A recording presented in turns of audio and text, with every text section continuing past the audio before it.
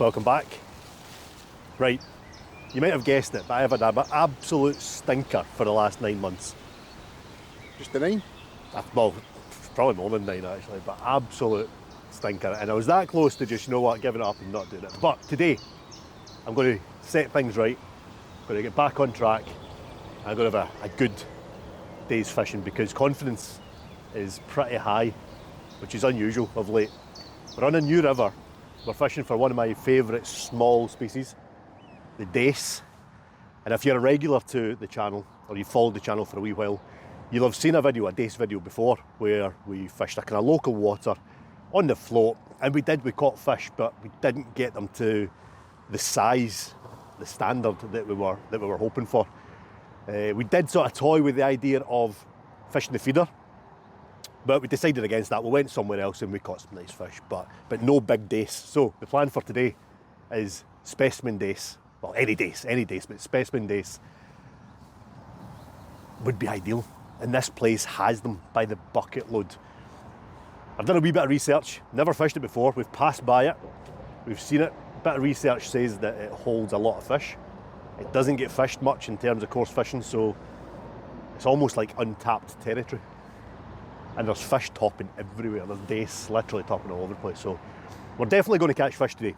100% going to catch fish. And I think we're going to catch plenty of them. But what size will they be? That is the key. So positive thinking, need to get back on track, need to get my mojo back. And I think this is the place to do it, or to begin to do it anyway. And just to prove, this isn't staged. Nah, we've not even started yet. We've literally just turned up. Everything's still in the bags. We're in a bit of a jungle here, but we'll soon sort of get it into shape and get a couple of rods out. And yeah, we've got a fish feeder, little and often, just kind of standard feeder tactics. Really, we're not going to put in a load of bait. We're just going to trickle it in and see what happens. So the approach today, pretty straightforward, pretty simple. 2 pints of maggots, and we're planning on using them all. Plenty of bait required today. 2 kilos of ground bait, 50-50 brown crumb, and then Silver X dark roach, so it's like a black mix. And then just a small cage feeder. I think we've got, what's that, 30 grams, 35 grams, 40 grams. There's a little bit of flow here, not a huge amount, it's a big deep pool. But I prefer a slightly heavier feeder, just like it acts as a bolt effect. You know, these fish bite quite quickly, and having a sort of bolt rig sometimes helps. Right, that's the approach. Simple, straightforward feeder tactics, the style of fishing that I absolutely love. So believe it or not, I'm actually looking forward to this. So kickstart the swim. A couple of balls of just ground bait, there's no maggots through that. Just to draw a few fish, and then we'll fish maggots and feed them over the top of it. So the distance we're looking for, about 15 yards or so.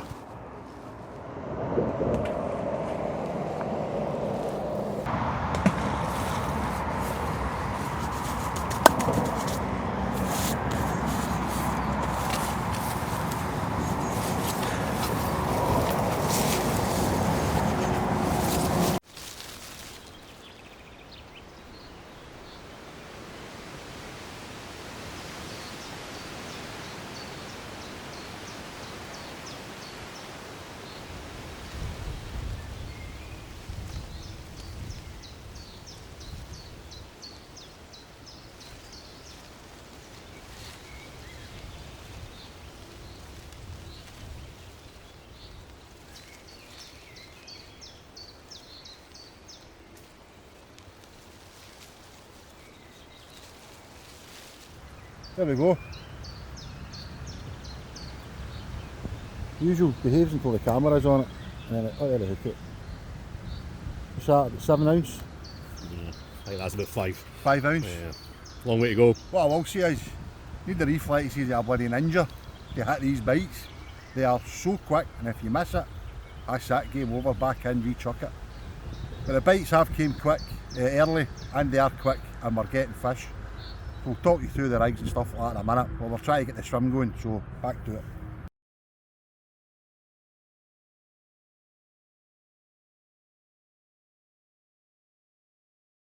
So if you remember the video Alex was talking about, he fishes the helicopter rig, and as I said in that video, just gave me a sore head. But since then, in that year, I've learnt a simple method of tying it. So that's a loop knot to a swivel, and then the 35 gram exchange feeder for Guru. Nice wee serving a bait, ground bait, and here's a wee fancy bit. 2 float stops, medium sized ones, and sandwiched in between that is I think it's a size 6 swivel, would that be right? Smaller maybe. And with a nice wee tidy sleeve over the top. And there's your helicopter feature, for those that don't know. It spins round. Size 16 hook. Single maggot seems to be working for me. Let's see if we can replicate how quickly these bites are. We're no sticking up, we're no clipping up, it's just a wee overhand lob, just like that. Rod down as quick as we can. There we go. Did I get it?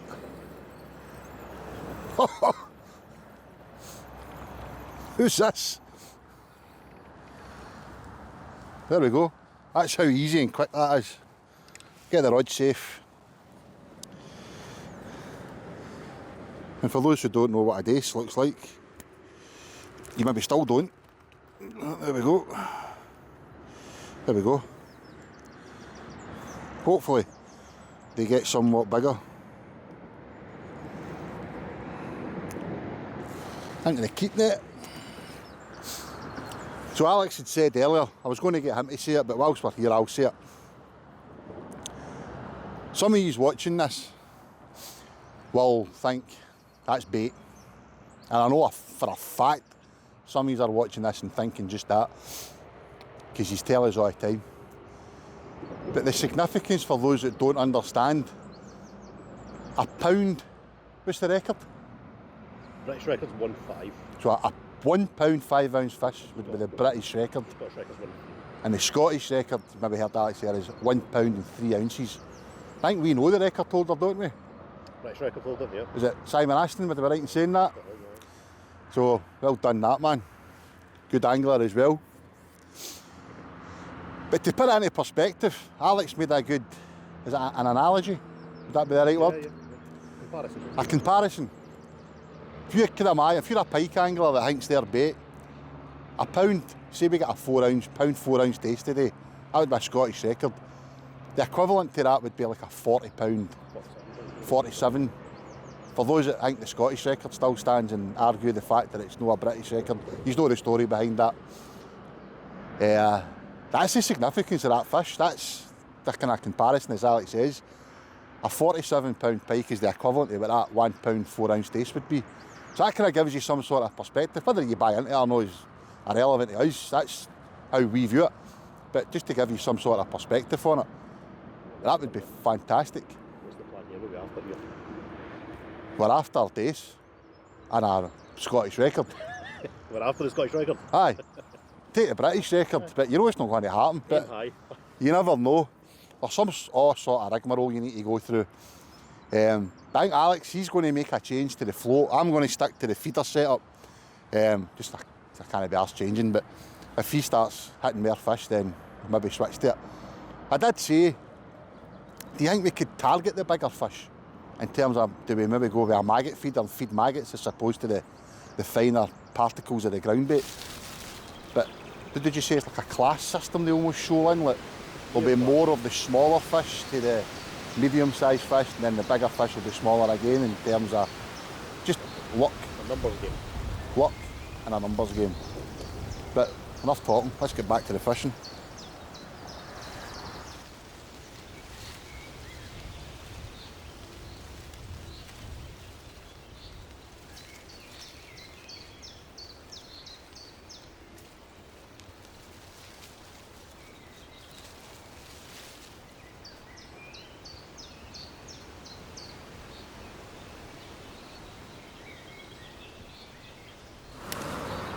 This is frustrating fishing, this. Plenty of action, non-stop. Not even getting the rod in the rest and it's rattling over. It's so quick, it's so hard to hit. But we've set ourselves a wee bit of a target. I think we can get there. Apart from the British record. £15 of fish, £15 a dace. I think it's a realistic target. You know, drop that since we spoke. £20 would be nice. But 15 I think we can do. If we can start hitting the bites, and that's the problem. If we'd hit every bite we've had today, I reckon we'd be at £20 already. But it's so fast. Played around with the rigs a little bit. Missed another one. We've just not quite got it right yet.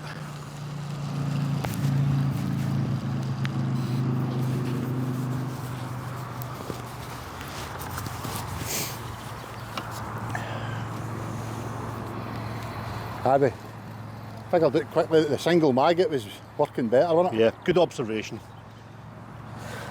I done something useful in coarse fishing. You've actually had a few fish as well, which is unusual. I know, because I'm no sleeping. You're on a heli rig though, so I might be switching to that. I've went against what I normally... I know, it's normally you that fishes this. I usually fish a heli rig, but I've went for a little semi-fixed, sort of running rig. Another headache. I like it. But yeah, I might need to switch to something a wee bit more aggressive. We're rattling through the bait anyway. I know, it's worrying. I always remember when we started this type of fishing, you pick up the wee bags of ground bait and you think, they're not going to last. It's amazing how far it does stretch, isn't it? We're all using small, slimline feeders, so we're not putting a huge amount of bait in at one time. You get that rod settled in your rod rest really quick to identify the bites, because it's, as Alex says, it's absolutely rapid. We've just been trying to get them to compete as much as possible so they're less cautious. Suicidal, I think they need to be for us to catch them off. Jesus. Yes. Yeah, he's in. There you go. At least someone can hit them. It's good fun all the same. Frustrating, but good fun. Still nothing big, It's not a bad one. but a good average size. Not going to lie, I'm still hoping a pike or a perch comes up and nails one of them. It's a discorder job. Disgorge your job? Yep. That's a good sign. Committing a wee bit more maybe. Not a good sign when you're hopeless at using them.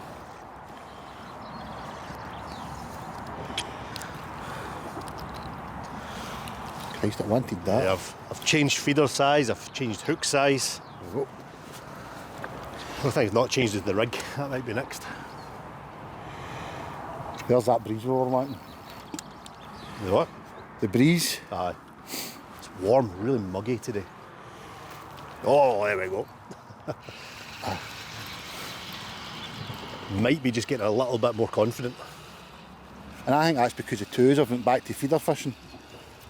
This one's staying down. This is interesting. This might be a net job, Gordon. No, it'll not be. Oh, it's off. Told you it'll not be.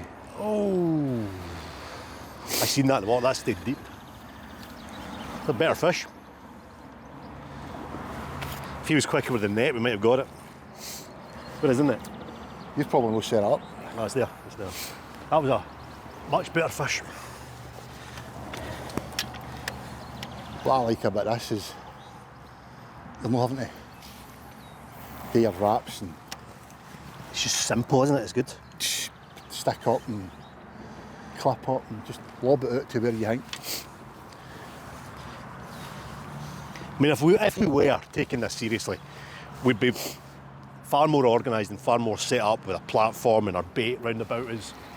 Very sort of match style. Can't afford that, but I can't afford it. It's too much gear to carry, so there's another one, look. we're not taking it too seriously. Another wee trout. It's a couple of those wee par you've had, isn't it? Straight back with them. They're the future. Probably the most concentration you need to apply to fishing in it is this style. Or I do anyway. So active. It's the minute you put the rod down or you look away, that's when you get the bite.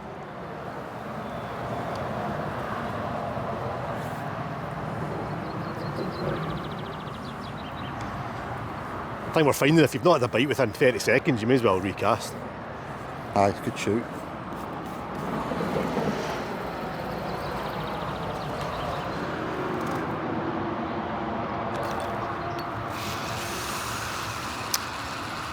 Couldn't hit a barn door with a shotgun.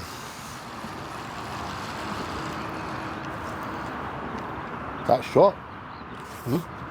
Really shortened it right down.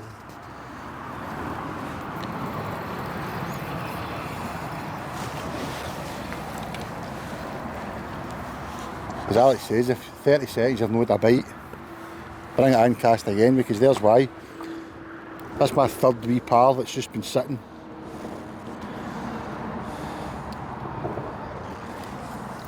With that in its mouth. And back straight away he goes.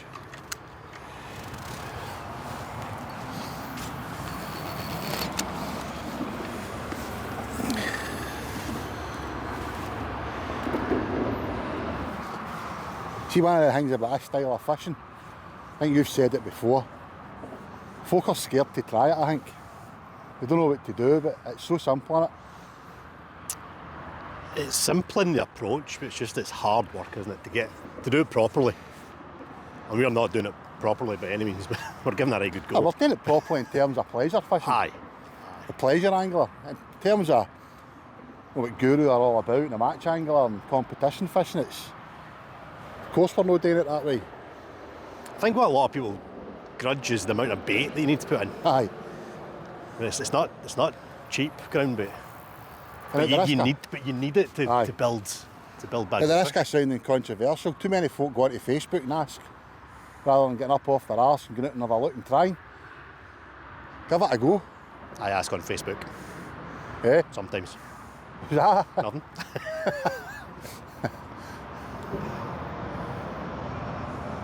I think that's the problem these days.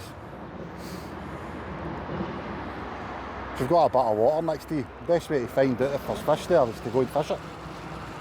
It's fine if it's local and you can get there kind of quickly and cheaply, but it's hard having to travel distances. No, it's a place that you're unfamiliar with and not sure. You kind of need a bit of background info on it, so it's a balance, isn't it? Don't ask for everything. It's this bit I like the match angler setup. They're no up and down, Having they're no up and down. everything to At the end hand. of the day, man, these are killing us. Everything's to hand.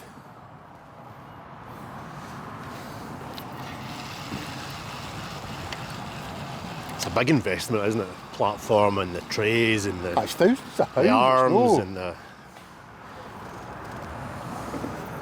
Which is fine if that's all you do, you know, if you just... That's your style of fishing, but... That brings me on to this. My favourite rod. This N-gauge rod. Say it all the time, it is, but see the thing I like about it? People have always asked, not everybody always asks it, but it's a commonly asked question. What rods are you using? What reels are you using? And this is the same rod that I've caught carp on, barbel on, chub, river fishing, commercial fishing, big river fishing, specimen fishing, and it handles it all. If you're wanting a budget rod that covers a lot of bases, then I don't think you'll find a better one. Even you must agree with that. It's alright. I think it's a bit heavy for this stuff, personally. It's a wee bit heavy for 3 ounce fish. But it's great for your barbel, your tench, your carp, chub. Trying to give you sound consumer advice here. I need to be honest. Nah, they are great rods, but... So the last video you mentioned that we did this style of fishing, the beauty of where we were fishing before, there was more than just Dace there. And you caught Quite a special fish, did you know? I got my PB roach that day. Not on the float, not at the venue that we were trying for Dace, but just round the corner. How big was it? I know what's happening here. I know exactly what he's going to do here. I'm going to tell you how big mine was, and then he's going to tell you how big his was. So I'm not saying it, I'm not telling him.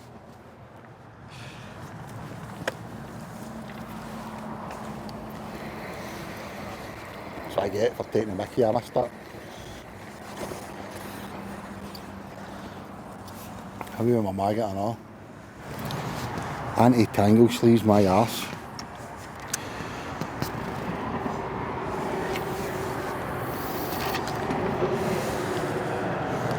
Do you honestly think it's an achievable goal? A Scottish record? Aye. I think out of excuse me, I think out of all species, the Dace offers the best chance in Scotland, I think. There's not many rivers hold them, but there's a couple rivers hold reputedly big fish. This being one of them. You kind of wonder if fate's led us here today with what happened with the bait order no arriving yesterday. Aye, that was annoying. That would be nice, that would be a nice ending. Because this wasn't meant to be our venue for today. We weren't supposed to be First time here. Alex got put in charge of ordering bait. I done nothing wrong. Courier. It didn't turn up. The courier screwed it. Hopefully it turns up today because we need it for tomorrow.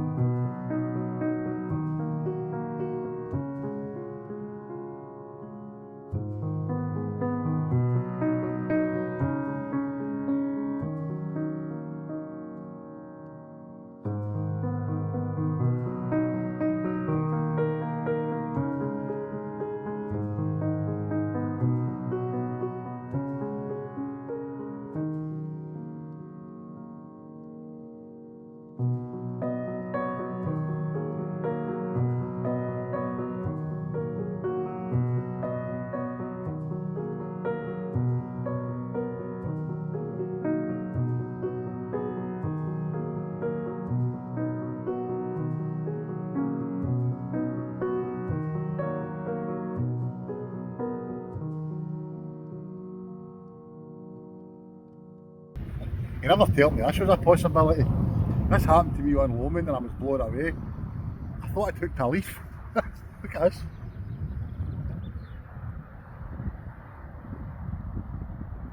Wait a minute, doesn't he know? That's a flounder.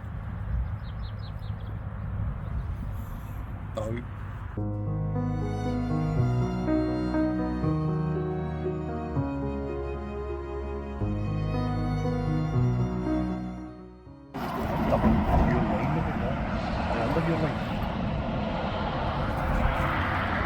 This feels very different. Very different. What is this? This is a Dace. It's very big. Come on, please be a Dace. Oh, it's my full look Dace. They always know how to wind you up. Yeah, something just didn't feel right with that one. I thought it was absolutely huge, or another flounder, because it was fighting very differently. But it is a very peculiarly hooked. How did you do that? That takes skill. Weirdly hooked. Lovely Dace. That's a nice fish though, isn't it?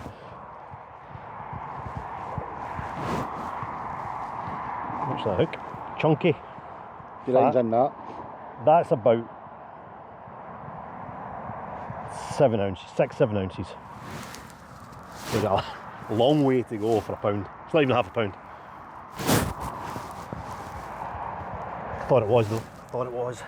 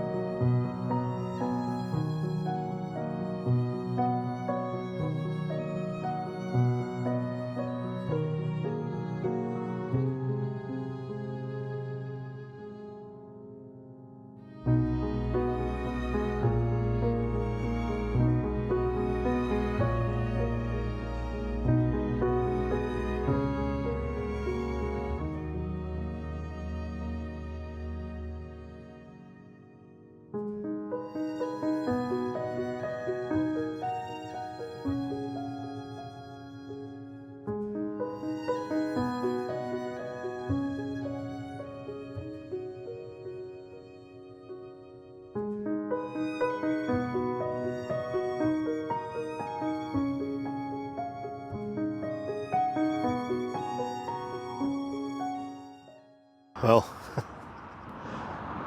back to normal. Normal service has definitely resumed. Started well. Well, started promising. We didn't do very well in hooking the fish, but there was plenty of them there. Now the bites have just dried up completely. It has got quite bright though, and it's not overly deep here, so it's the weather that's getting the blame, as always. But it was only going to be a short session today. We have the ominous task of watching Scotland play football later on tonight, which I'm not really looking forward to. So we're cutting this one short, but we're back out tomorrow.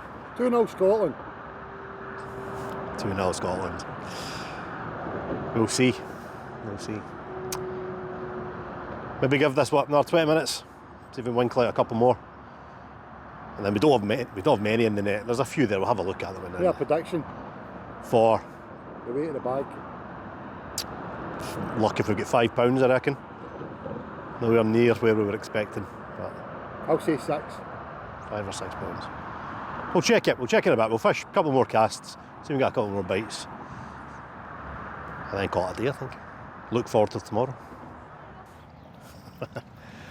Well, as usual, we got ahead of ourselves a little bit earlier on.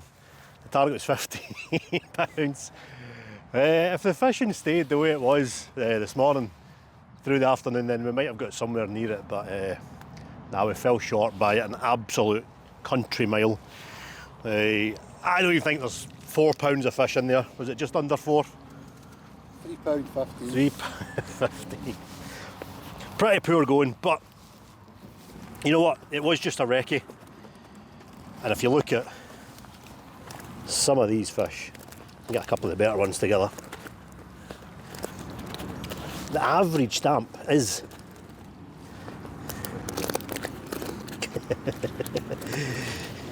Fighting a losing battle. nah, no, you get the idea. Well, we came for Dace and we caught them. New venue, river we've never fished before. Not entirely sure the feeder's the right method for them. That's probably the better fish. Nowhere near the specimen size we were looking for, but you know what? We're catching fish. Yeah, we'll be back. Definitely, I think it's worth another visit. It's definitely got potential. Just need to maybe just alter the tactics slightly.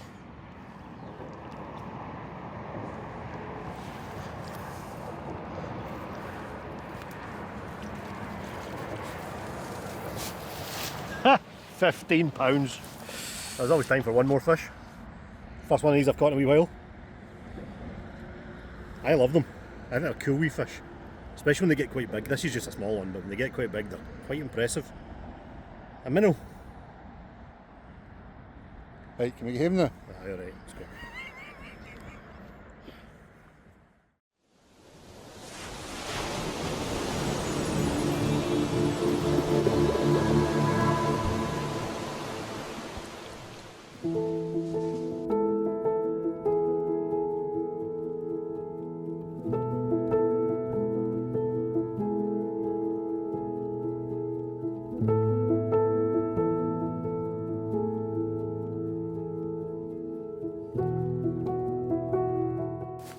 Hello, welcome back to England 360 and welcome back to the end of one of our sessions. We've literally just finished fishing. We've been fishing since first thing this morning and probably had one of the best tench sessions we've had in years. It's been absolutely fantastic. For some. For some. For some. But we still get most of the afternoon, most of the evening left. Tench fishing's a morning thing, so it kind of dies off round about now.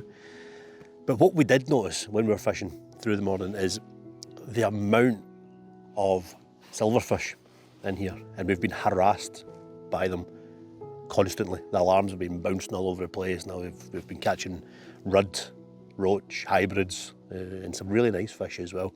They're a bit of a nuisance, but we did say earlier on that if we were specifically targeting these fish, we'd be over the moon because they're stunning, stunning, stunning fish. So, guess what we're doing this afternoon? We're going to target the silvers in this little pond. Majority of them are hybrids. They're not huge. They're around about the sort of 10-ounce mark, which is a lovely fish. We didn't really come prepared for this style of fishing, but I'm a big believer in keeping things really simple. You don't need all the fancy gear. All right, so I've kind of brought together everything that I've kind of got with me. Maggots, still got plenty of maggots left. We've run out of everything else. We've run out of worms, we've run out of ground bait, but we've still got plenty of maggots left. They're looking quite healthy. Are the ones you thought were dead earlier? Aye, they've kind of warmed up a wee bit. They look all right. And then I've a selection of wagglers, so I'm going to fish a waggler. I'm going to fish the waggler two methods, two kind of different ways, just for a bit of variety. And then I've got what's left of my split shot, hardly anything. A few hooked in islands, selection of some hooks, some 4-pound fluoro, and a float rod. Now, what we've been fishing with today is feeder style. So we've been fishing fixed bull reels on feeder rods with either helicopter rigs or method feeders, chopped worm, that sort of thing, and it's done really well. It's been great. But the Rudd and the hybrids have absolutely loved it. So let's throw together some sort of rig and we'll try fishing for these on the float in two methods. The first method I quite like, and it's quite interesting, is the lift method, where you fish the float over depth, so it's just sitting underneath the surface. It's almost like a self-plumbing rig. I'll explain it as we go. So when the fish lifts the bait off the bottom, the float shoots up in the air, which is kind of cool, something a wee bit different. And then we'll fish shallow waggler. We'll spraying maggots as well. We'll see what does the best. Right, let's see what we can do with this. So let's see if we can get some of these silvers, Rudd hybrids mainly, by design. So the design is standard 12.5 foot float rod. I'm going to use a centre pin just because I like it. Lift method, quite a kind of traditional style method with a traditional style reel. So what I mean by a lift method is, I'm using a waggler, but I'm using a slightly sort of like a bodied waggler. No, so it's got a kind of chunkier bottom half or bottom section, which is more buoyant, which just helps the float rise in the water as the bait's lifted off the bottom. And then I've plumbed it basically and overshotted it, and that's far too heavy for the float. And that's the idea, because we want the float to sit just under the surface. So that'll sit on the bottom, and the float will sit just under the surface. As soon as the fish lifts that bait off the bottom, I'm maybe going to move the split shot a wee bit closer to the bait. The float shoots up in the water, and hopefully we hook a fish. That's the theory anyway. But yeah, I'll just move that in a little bit closer. Now the reason I've went for this method to start with is because we've been fishing feeder on the bottom with worm, and we've been catching rudd all day. So it makes sense. And I'm just going to fish over the same area that we've been catching tench. So there's also a chance of a tench on this. This is a very sort of well-known method for tench fishing. It suits tench fishing perfect, so another tench would be nice. Well, let's give it a whack. So I've pre-plumbed it. It should just, there we go, just sits under the surface.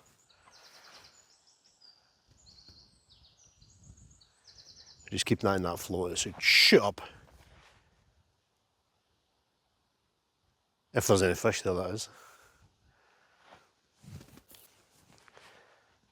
There we go. And he missed it. Perfect example of how that float just lifts in the water. It's a nice way of fishing.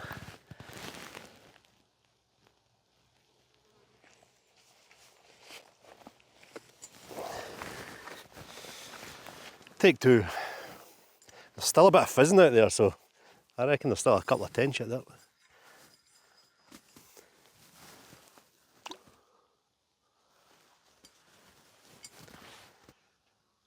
You see that float getting bounced around under the surface with the line bites, with the fish hitting the line. But it's not until that float lifts, it's actually moving away from us. It's moving away. That might be a fish. Yeah, there's a fish. There's a small fish. So not quite the lift that we're looking for. A little roach to start.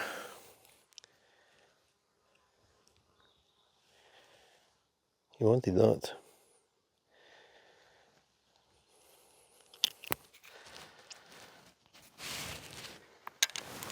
Want something a wee bit more substantial. So yeah, the majority of occasions the float will lift in the water, but not in that one. I'm just going to sail away.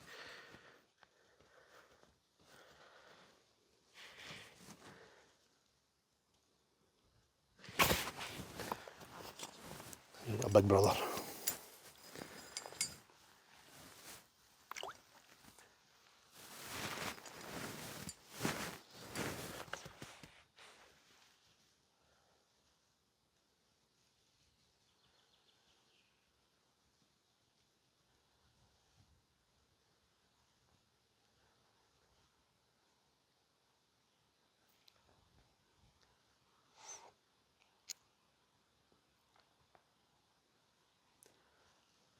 Plenty of small fish on the surface. Changed the bait, I think that one was a wee bit worse for wear.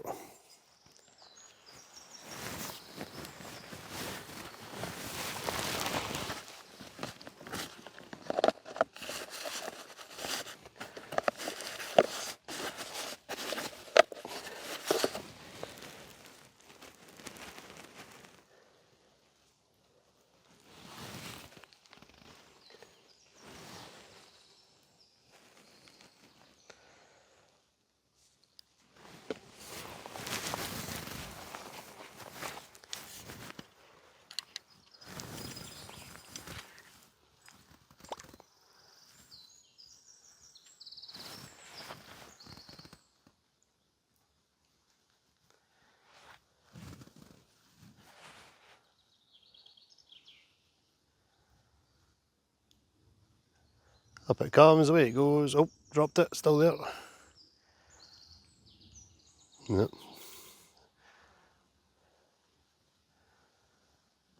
I reckon the fish just picked it up there and then ejected it.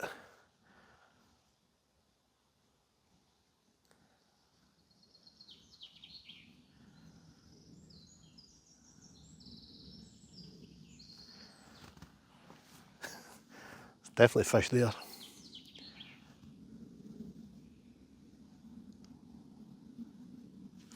There we go. Not quite the standard we've been catching all morning. But, all hybrid.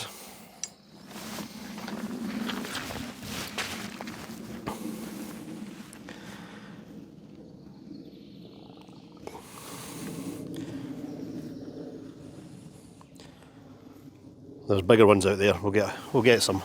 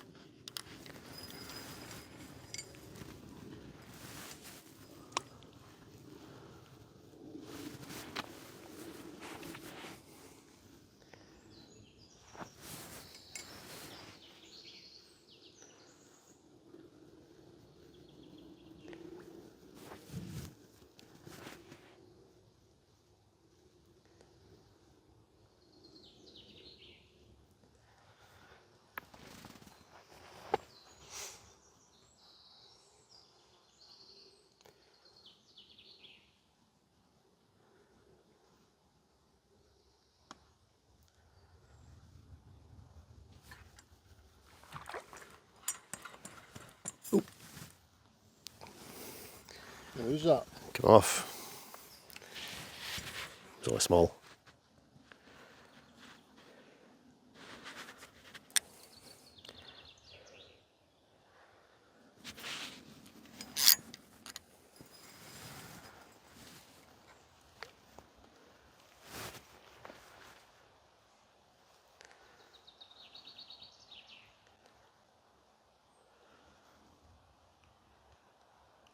The amount of hassle we were getting earlier on the feeders, I was expecting this to be a wee bit more fruitful. It's moving away, it's moving away. Can't find the damn float. I didn't lift, that just sailed away there. They're just small fish though. Honestly, we were catching bigger fish here.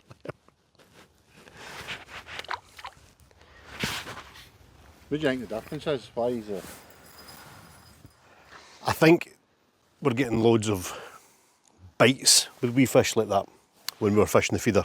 But because we're fishing much bigger baits, like big bunches, big kind of worm kebabs, it was only the bigger fish that were getting them in their mouth, so that was the only ones we kind of caught. But I think we were getting harassed by all sorts. So could we not replicate that on the float? Could do. If we actually run it all bait. Yeah, we could put a bigger worm bait on. There we go. Oh, a perfect lift though. That's that one I know. Right. I mean, I'm not fishing light here. I'm fishing a size 10 hook, size 10 wide gape. So it's by no means delicate. It's sailing away, sailing away, sailing away. Slightly better one. Still not what we were getting earlier, but little roach.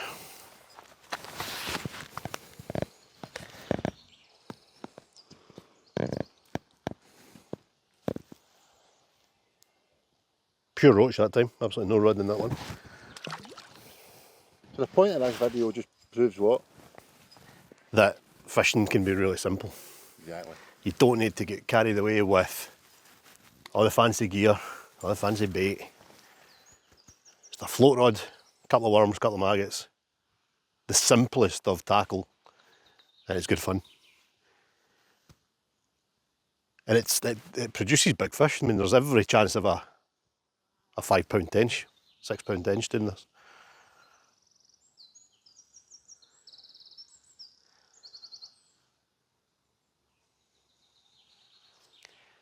That sun's come out, just made me not be able to see the float. There we go, lift in the water, dip, pop, bang, fish on. Another roach.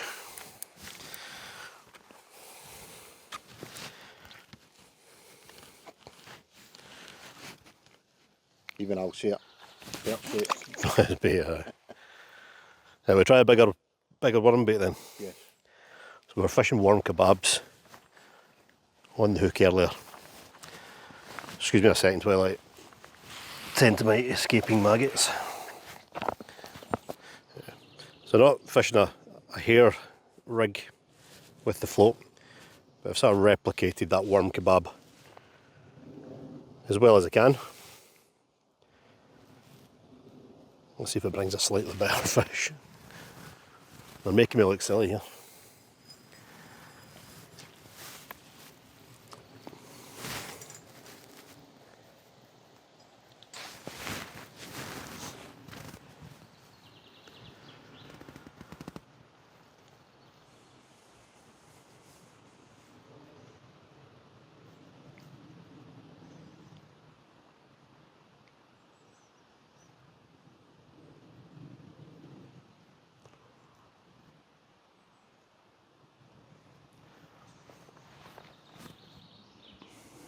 Up it pops. Nope, thought about it.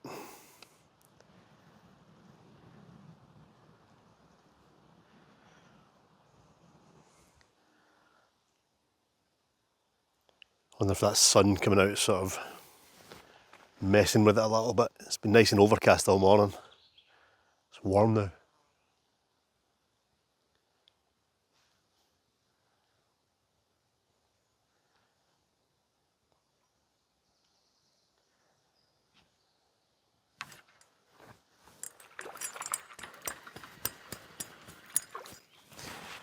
Still small roach.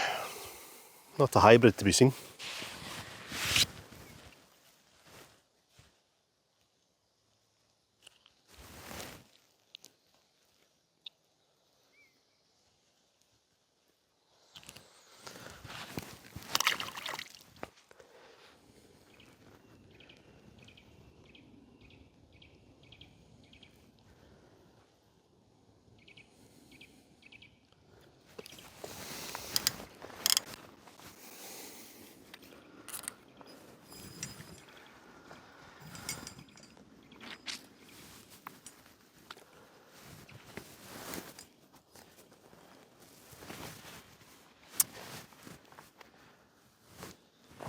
See, that's quite strange. I was expecting the stamp of fish we were getting earlier.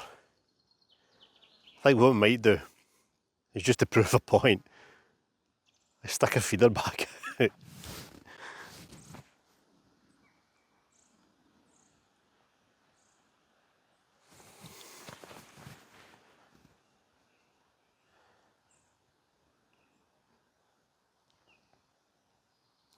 But what it does show, and what it does highlight is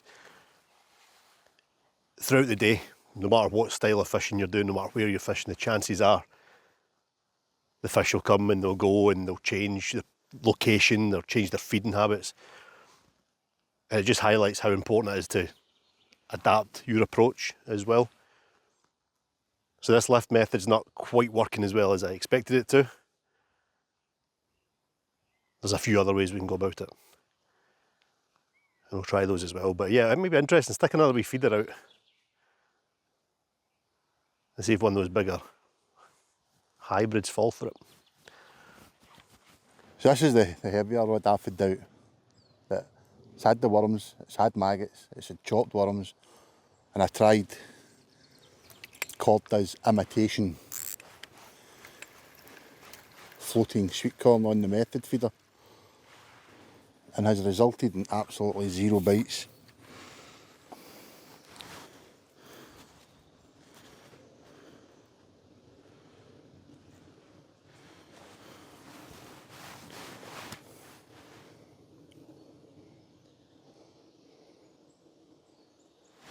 In the method feeder, 45 gram.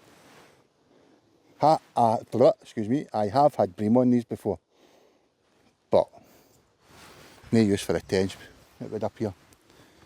Now, as Alex said earlier, the other way that we've been catching these, the bigger rod have came on the feeder, fishing on the bottom. We've mentioned this a few times today, helicopter rig, cage feeder. And as Alex says, no, we're not fishing small hooks, that's a size 10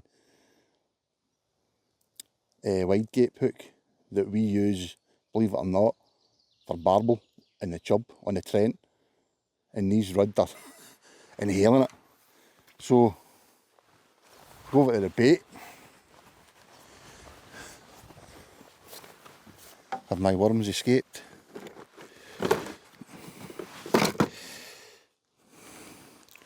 I did have another worm, but it's done a runner.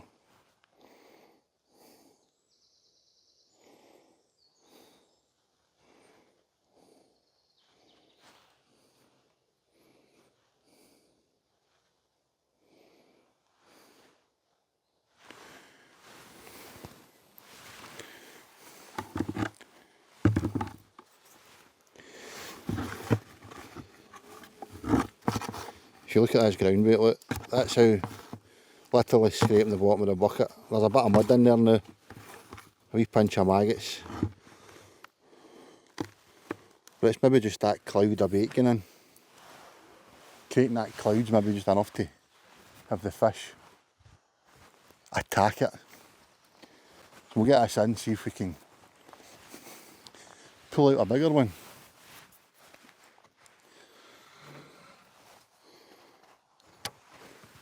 I'll just lob this into the exact same spot as what Alex was float fishing.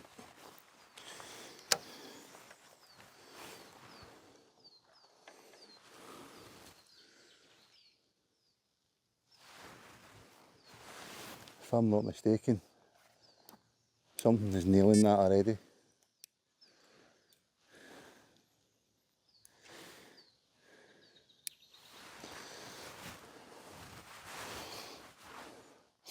Something was hammering that just as I was setting that bobbin on.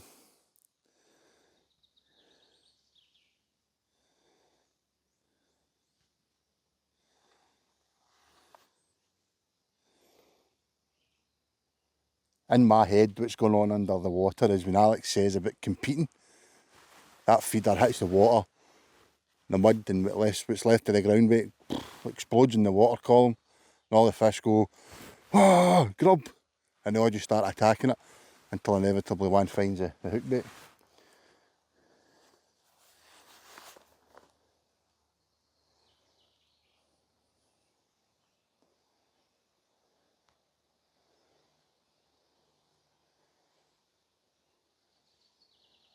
But it's just, I said it earlier, they know the camera's on them, don't they? Oh, that sun. Like any fish in it, can just kill it.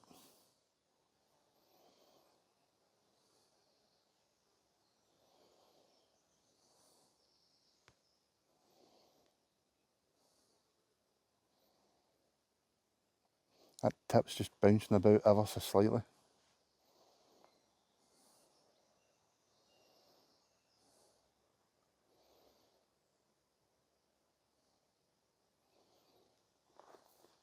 Maybe heard the phrase, Alex uses it quite a lot, I've used it the odd time myself, liners. And if I'm not mistaken, that's when the fish are running about and their tails and whatnot are catching your line. Is that a fair description of liners?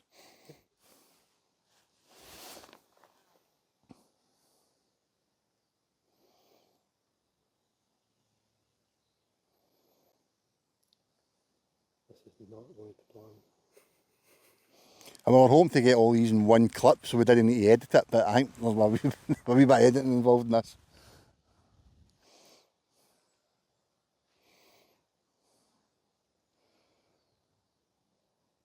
So Alex literally pressed stop in the camera there, have a wee chat, and there we go. Bit of interest.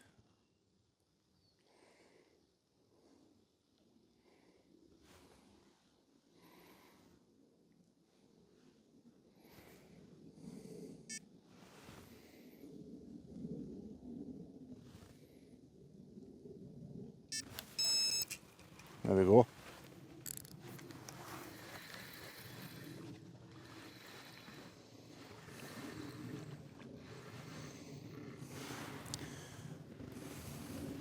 Nowhere near as big as the ones we were getting.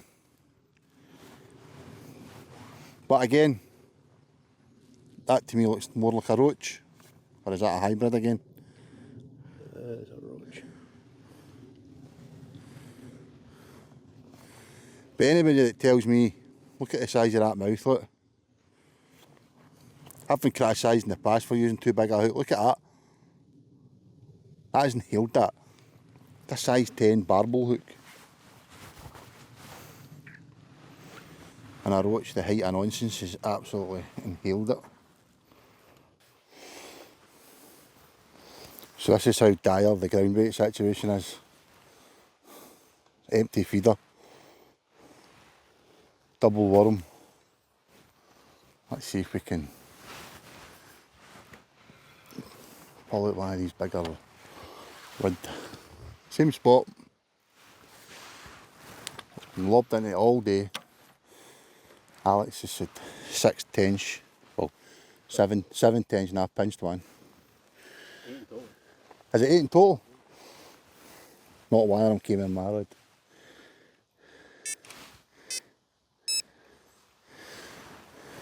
So let's see how long this takes this time.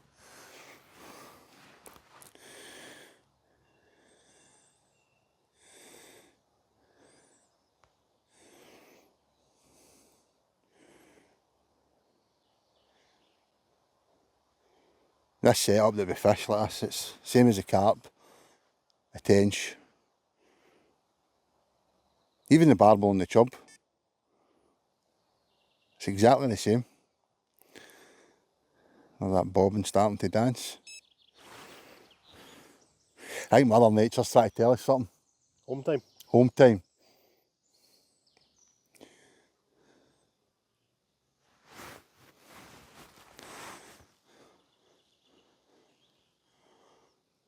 Might even catch a second half of England getting beat tonight. Don't all start attacking your keyboards and all that. We know Scotland get beat 5-1, we know. We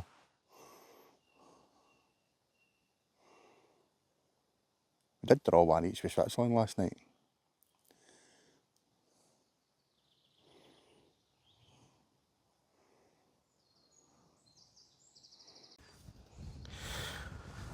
Well, third time lucky. Well, the first two did work. The lift feeder, the lift method produced a few small fish. The feeder's producing small fish. What I think is the fish have just moved off. and the sun's come out. So, take 3, back to your sort of standard shallow waggler. And I'm going to fish that under a bulk. So I just want that float to cock, and then these just to sort of fall naturally through that last 16 inches or so. It's really shallow here. Smaller baits, smaller hook, that's a size 16 wide gape, a couple of maggots. And we're just feeding maggots, just feeding loose maggots. And just see if this will produce. Sometimes when the sun comes out a wee bit, the rudd in particular will get quite active higher up in the water. So it's just standard waggler fishing. Bang, straight away, so they're there and they're active. I missed it though. What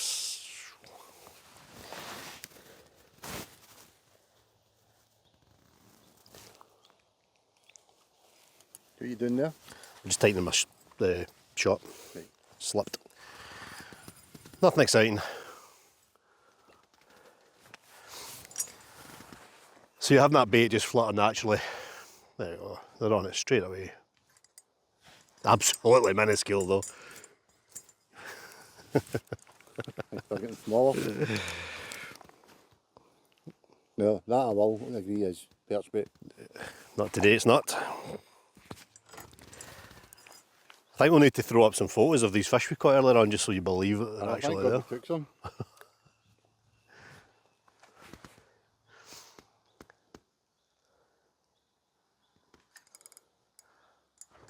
Yeah. Definitely a little bit higher up in the water. Still a roach though. Oh, come back. Expertly done, you see that?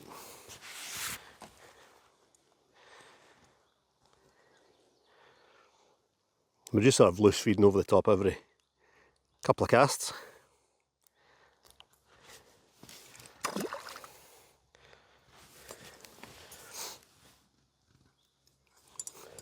Was that a cue for me to throw maggots in? Yeah, we're not very organised here, like like always.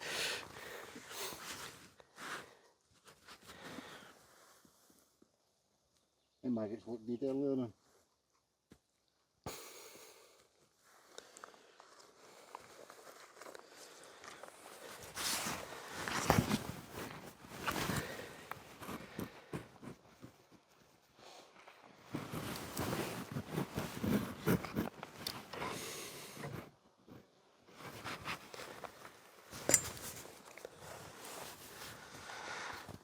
And I'm almost certain that if we were just to keep fishing this way, piling in maggots, getting them competing, we would absolutely bag up on fish. I mean, look at that. Oh, missed it out.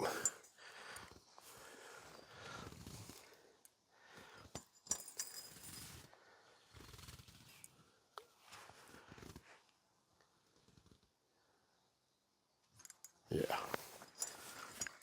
It should be, once you get them going like this, a fish a cast.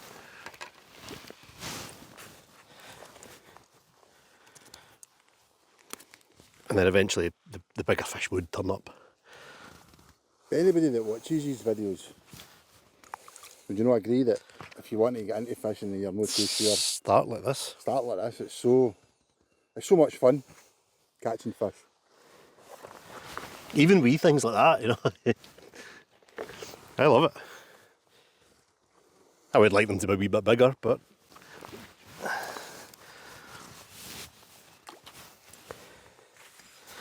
what I would recommend for this style of fishing is, if you are fairly new to fishing, is don't use a centre pin. They're not the easiest to use for this style of fishing. Good old fixed spool would do.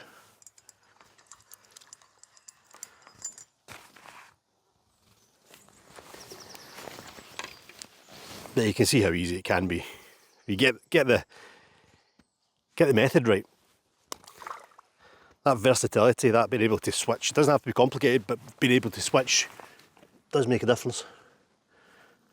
Because at the end of the day, we did primarily come here tench fishing. We were tench fishing, aye. And we caught tench. Sorry? Some of us caught tench.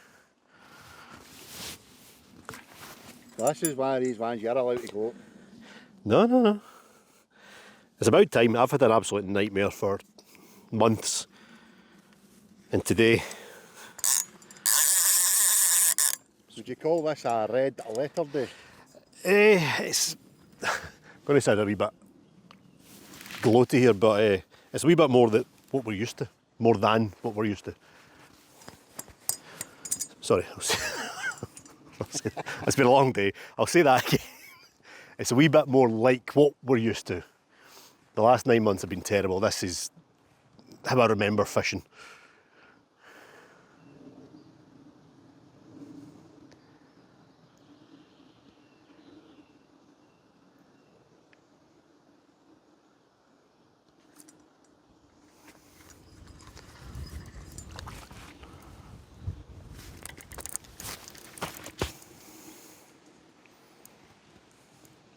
Edit that bit out.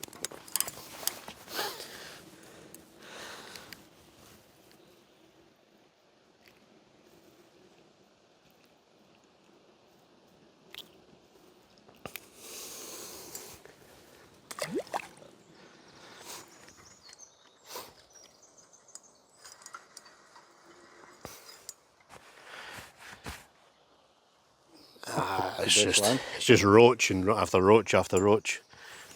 Hey, that's because they're higher up on the surface. Nah, I just think the bigger fish that we were getting earlier, they've just moved off. They'll come back, I'm sure they will, but whether we're here or not.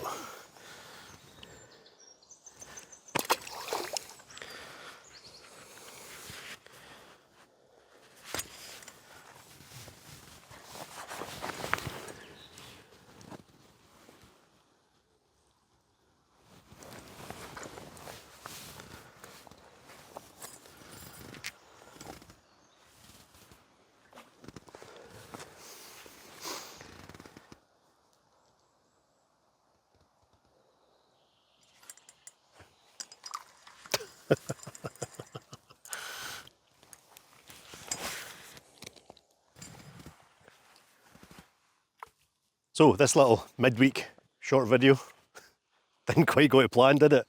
We got the fish, but none of the big hybrids that we were looking for. However, we have been fishing all morning, and your chance to see how slippery little suckers. Your chance to see how this morning actually went comes on Friday. Now, if you're watching this in order, Friday is 2 days after this video goes out. If you're watching it in 6 months' time, check out Tinker Tales Season 2, Episode 2, where we actually did catch some big fish. We'll see you then.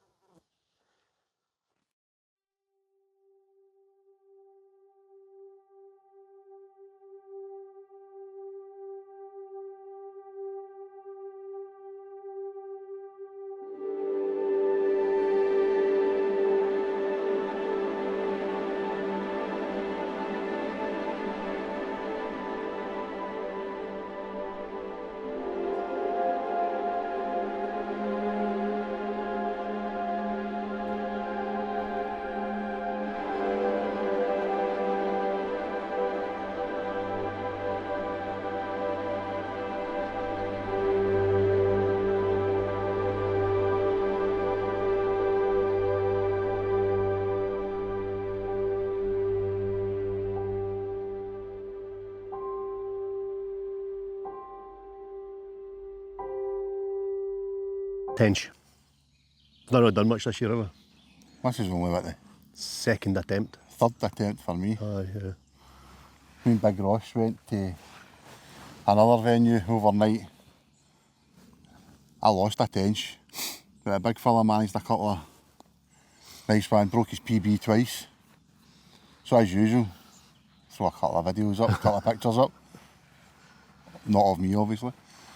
So fair play to the big fella, that was his first time getting a photo worthy, as he called it, tench. I think it was £3 something, wasn't it? So we fished, did you know fish this place last year? First attempt last year. A wee bit too early last year, I think. You still think it's too late, I but think it's too late this time. so he said this other night, it's too late for the Tench, and I was like that. I'm flicking through my Facebook feed and all I'm seeing is Tench. It has been a cold spring, so it might have delayed their sort of spawning activities a little bit. But we've turned up and there's a lot of fizzing going on. Tench bubbles. A lot of fizzing going on, and there's not much sort of commotion in the margins, so we might be alright. Might get a couple too. I've got faith in this place. I don't have faith in the time of year, but I have faith in this place. You're not too keen, are you? I still think it's favourable time of year, but I just don't fancy this place at all. We'll see. Keep that private going down there. So you've still got off the mark. I've not had a Tench this year at all. Hooked one at that place, as I say, when I was with Ross. But with the weed, tried to ease it through and pull the hook. Definitely a Tench on the run. A Tench run and a bream run, so you can tell the difference. It's no mistaken. They're powerful fish. But hopefully one of you gets a Tench. Keep the track record It's of looking one, good. one for one. It's looking good. I'm a bit more confident that I've seen a wee bit of fizzing and no sort of spawning activity, so aye, I'm quite confident. So how we going about it? I'm going to start just method feeders. Method feeder, green lipped mussel method mix, bit of hemp and worms, chopped worm kebabs. That's my approach. It's worked for me before, so it's like the confidence booster and all that sort of thing. You? I exactly the same way, only on the other rod I've got a cage feeder on, the old helicopter headache swivel rig thing. However, I remember last year, sweet corn and, what do you call them, wafters, I don't have any corn, forgot to pick some up, I should have. which all the Tench were hitting. And then we went a couple of 3 or 4 weeks later, and they weren't interested in that, and all they were interested in was maggots and worms. So, kind of don't know. Got a few wafters there from the last carp trip that I found in my wee pouch here. So I've got one of them on. So I'm a bit indecisive a bit today. I don't know. Look at the fizzing going on. I know, it's brilliant. I can't wait to get in. I've got a float rod there as well, so if it produces a few fish, I might get the old John Wilson centre pin out, float rod, lift method. See if we can get it. It's just a lovely way to catch fish, especially tench. And I bought floats specifically for that and forgot all about them. I've got some there. I've got a spare float rod there as well. So. More fizzing, it's fizzing. It's everywhere. Come on, let's go and catch some fish. But the midges might win the day. I wanted to do blood scratching. Right, we're good? Right, let's go.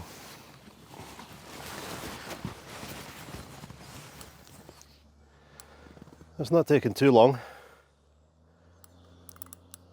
A lot of nuisance rudd about. But this one ain't no rudd. I don't think it's a big fish, but I think it's what we came for.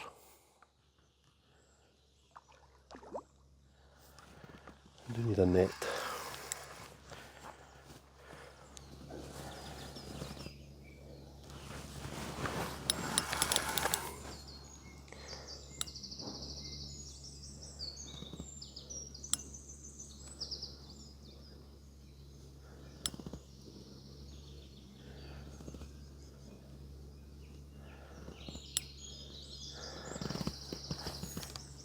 This fish is about 2 pounds, but they don't half put up a fight.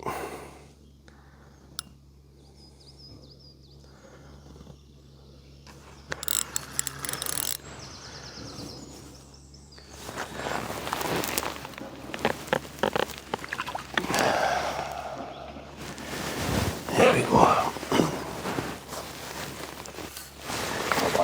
Is that right? So we were a wee bit unsure whether or not we were maybe a wee bit too late. Gordon was pretty confident that we had plenty of time. And it appears that we do. It's not a big fish. But every time I get one, I do keep saying it. I mean, Scottish tench, they don't get very big. And any tench that size is a nice fish to me. I reckon he's about 3.5 pounds, something like that.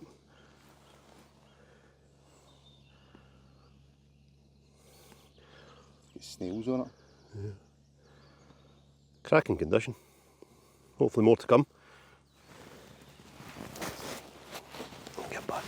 Well, that to me is a good start. Lovely female fish. Up and back, or just up her back.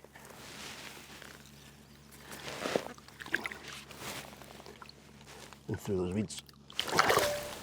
She's off. See if we can get another one.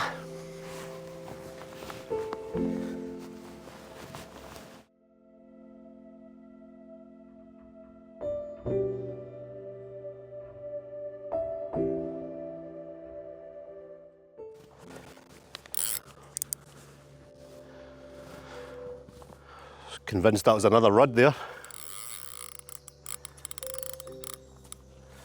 It ain't. Just about to bring these in, get the float rod out. And away it went.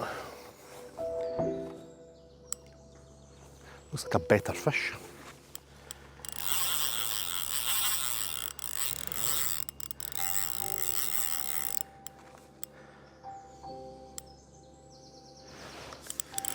Get in that weed there, get out of there. Ah, just about the same, I think.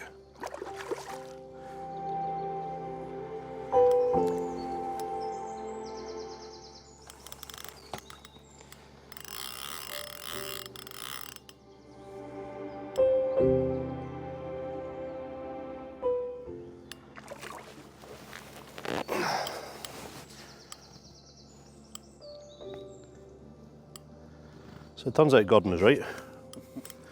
We're not too late.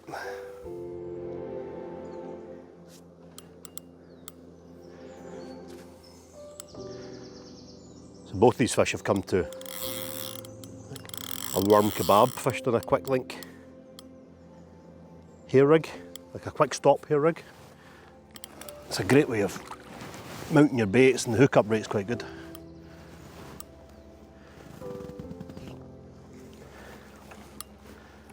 And he's in the net.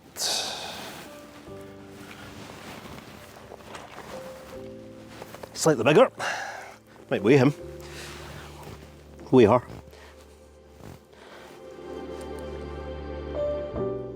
So remember this tinker tails we're after? A 6-pounder. I don't think this is 6 pounds, but it's over 4, I think. We'll see. Let's go have a look. Still a wee bit off. Still 2 pounds to go, but a 4-pound tench, I'm pretty happy with. 4 pounds 2. Did I say that already? Yep. Lovely fish. I love catching these. Absolutely love them.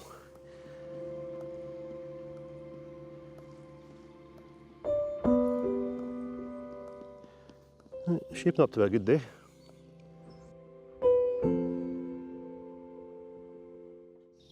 Lovely fish.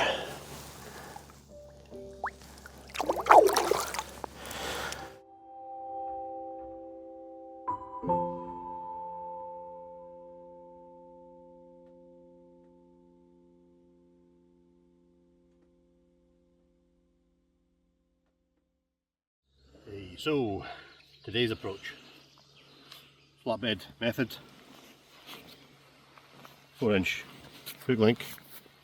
And one of these quick stop hairs, which are great for fishing worm. So bait needle goes into the quick stop. Hold that nice and tight.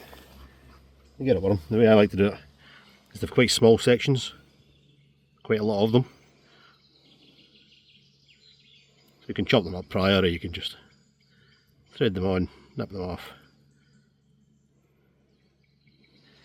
Hence the name.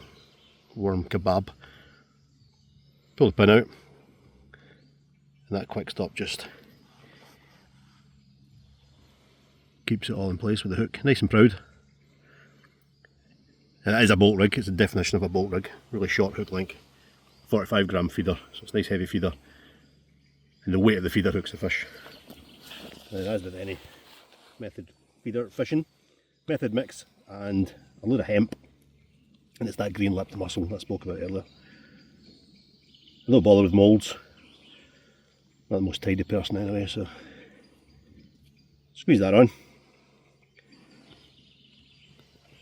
and we're good to go. I'll just drop in the margins. I managed to get a couple of fish feeding. They're fizzing like mad over there. Let's see the hook one.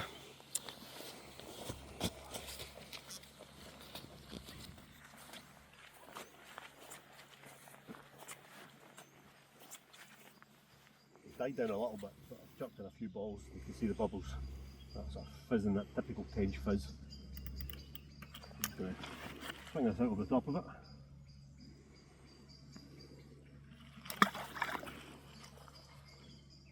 Set on an alarm.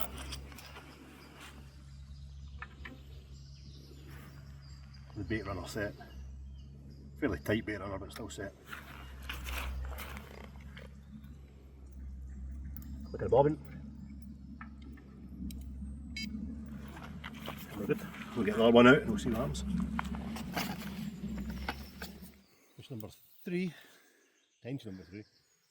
Absolute nightmare with the red hybrid.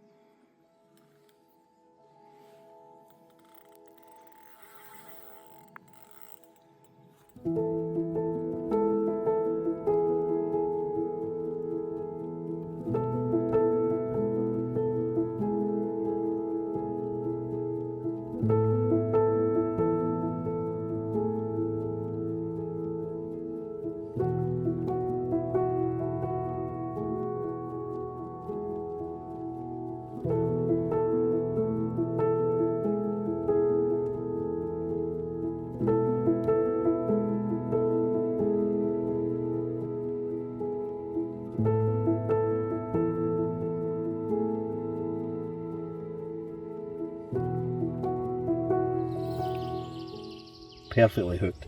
Smack bang in the middle, bottom lip.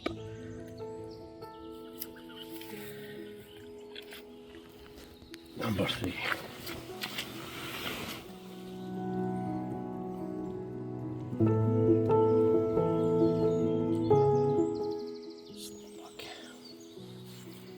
All females. All females and all very fat females as well. Still not spawned. Great condition fish.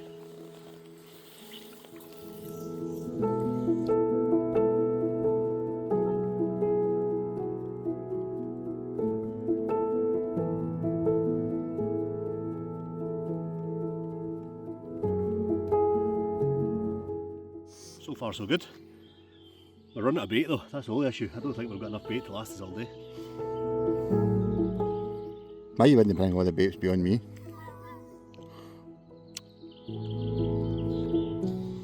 Hey, we'll see. Well, generally is only a morning set thing, this Tench carry on it. That is today, so we're going to run out of bait.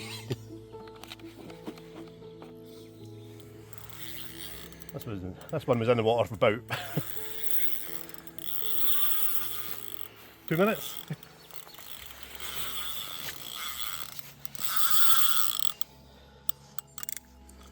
It's under my other line though, so Can we bring the rod in? I should be able to get up in line.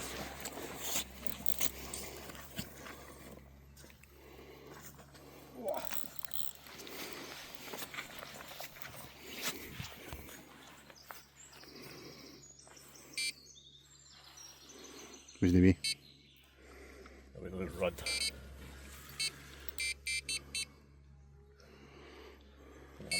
That might be on. It's not a Tench though.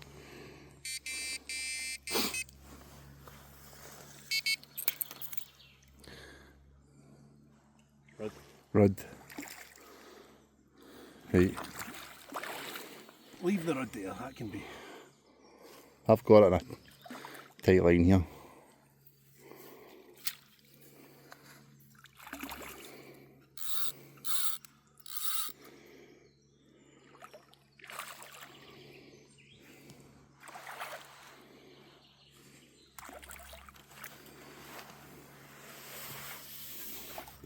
I can't do this.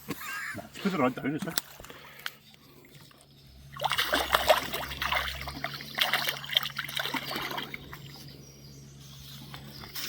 Right, leave him there.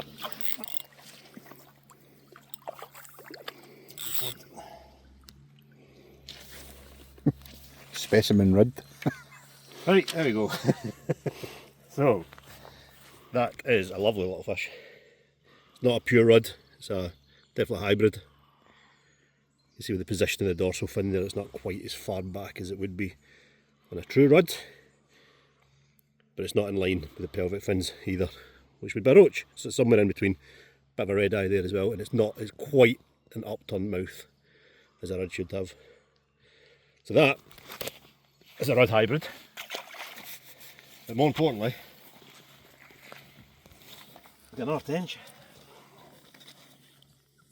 There we go, number 4, a lot leaner. Still a female fish, a lot leaner than the last few. Bit of damage underneath it. Let's have a look at him. Yeah, much leaner fish. Size of that tail? Much lighter.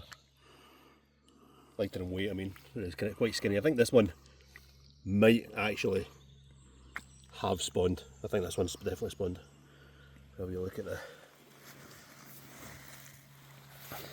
vein. It's a little bit protruded and there's a bit of damage under there as well, so a lot leaner. Next one, number 4.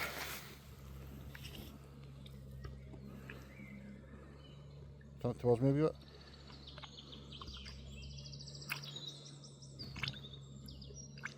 Right.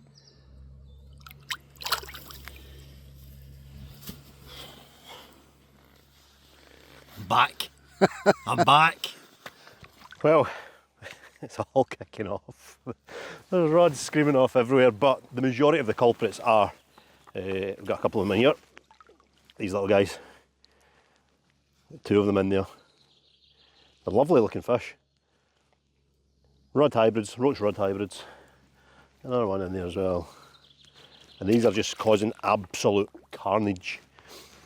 I'm fishing a little ring, threaded with about 10 maggots and a size 10 hook, and they're still absolutely nailing it. But we did get another tench in amongst the carnage. This time it is a male fish. And you can see the difference there with the big curly pelvic fins. Much smaller usually, much bigger fins. And a bit more aggressive fight as well. So that's tench number 5. Bye.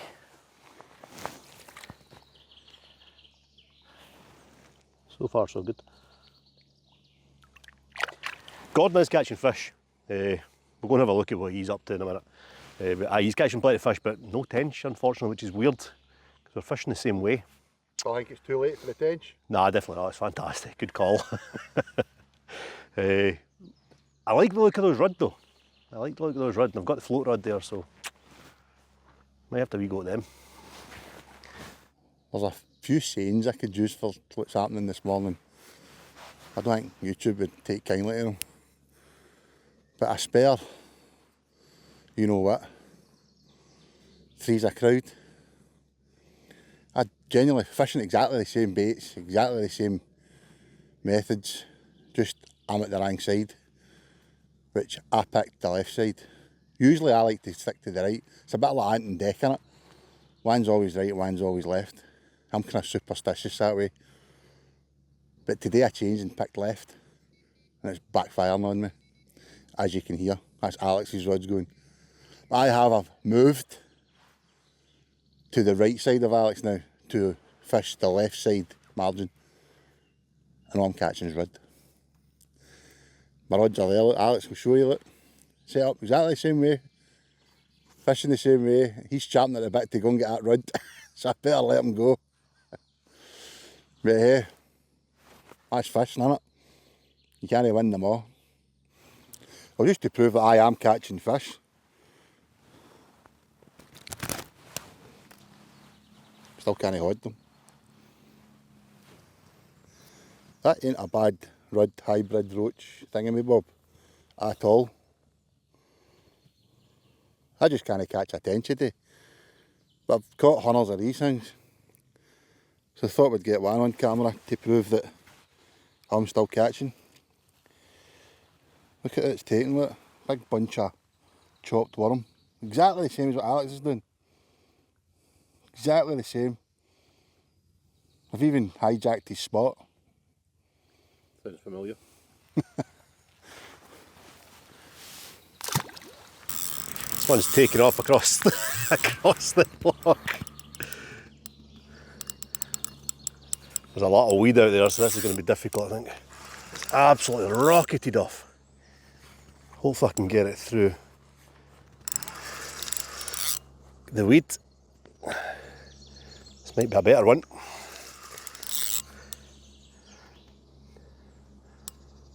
Yeah, that's a better fish, I think. Either that or it's just a male, an angry male. Try to get it away from that other line.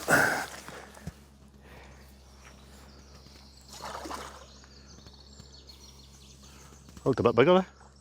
So just me, wishful thinking. They've all been about the same. They're about the same stamp. I think this one's a bit similar. There's a net. Yeah, I'm going to try and get underneath this rod again. You want to step over your rod? I bring the net over here.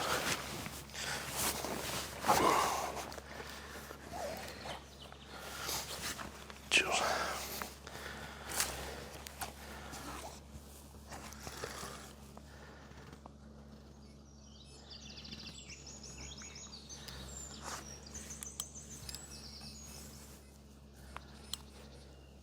It's almost like I'm keeping the rod out your rod. I've had a few rods myself, they're a pain in the arse, but sometimes when your luck's in, it's in it. It's long overdue.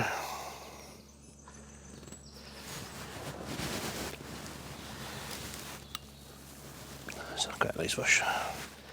Well, that one took off like a train. I did think it was a little bit bigger. It's exactly the same as my first fish today. I thought it might have been touching 5, and not quite. 4 pounds 2 again.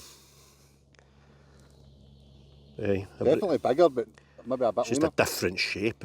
Just another nice female. Yeah, eyes. They're stunning fish, aren't they? I absolutely love these. I know I keep saying it, but I absolutely love them. I used to like them.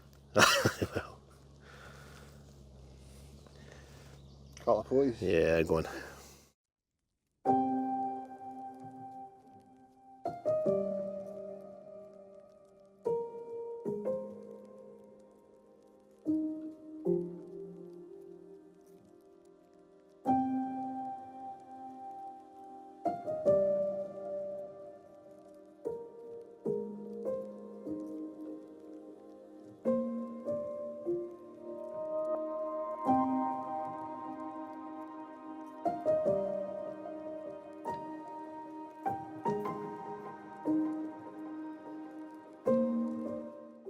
Six. I think that's probably my best ever day's tench fishing. I don't do much of it, but I'd say that's up there. There's the rain on.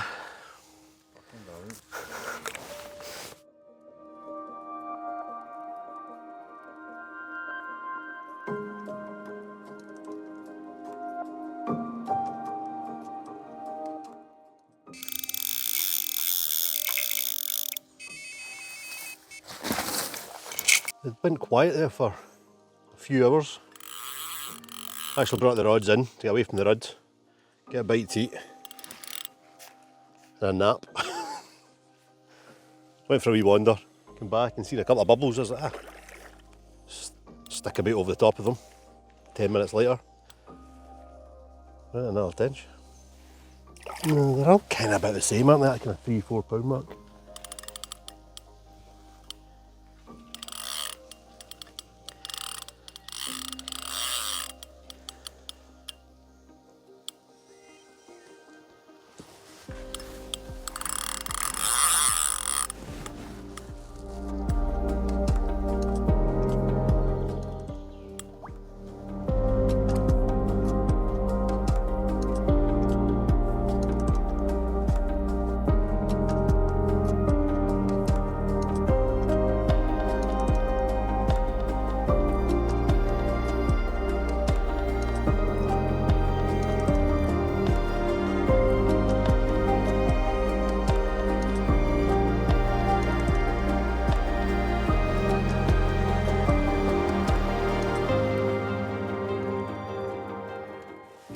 little opportunistic fish that was.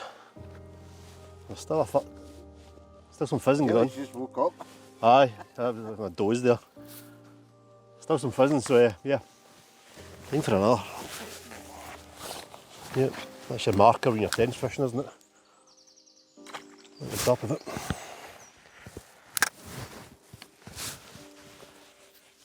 We've run out of method mix, I'm literally putting an empty feeder in now. It's just an empty feeder. I'll buy you the next run. Aye, cool. See See if it's a 6 pounder. Imagine. My rods. Pink comb isn't what Right, it's all yours. As Alex says there, with that tench, went for a snooze. I've literally put his rod out seconds. We'll look at this, look. I reckon that's rod of the day. Or hybrid of the day.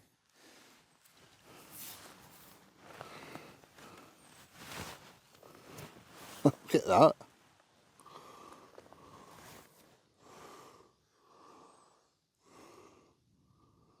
That's just not a bonny wee fish.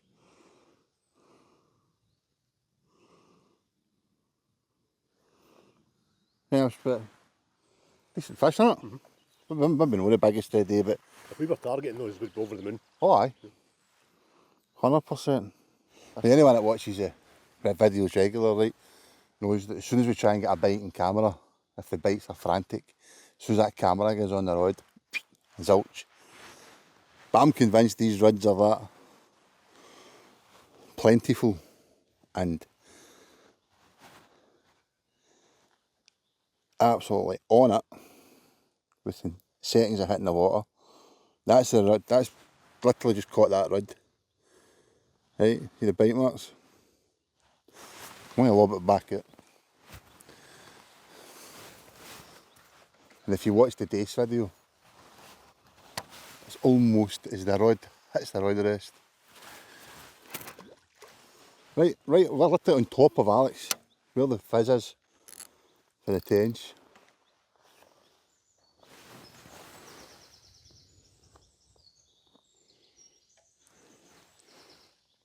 Earlier on that was bouncing about, just as I sat it down.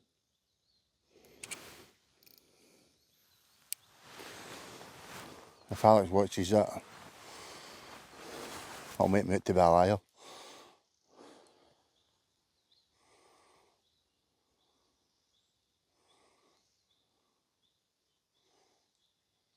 Unreal, isn't it? Curse for the camera.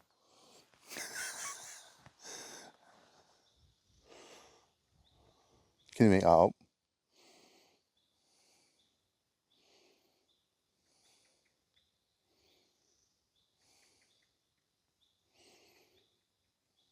Now, as soon as Alex turns the camera off, oh, there we go, there you go. And you can tell that ain't a tench. That's the rod. Pulling at the worm.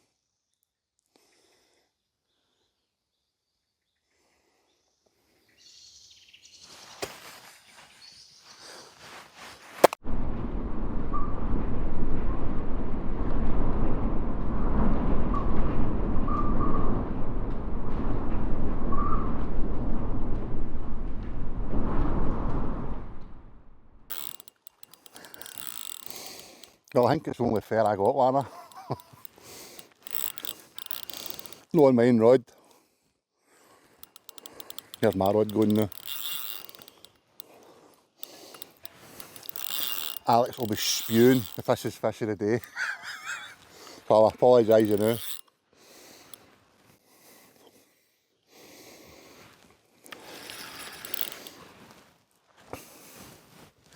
We're used to fishing with Alex's rod, so I've got no idea of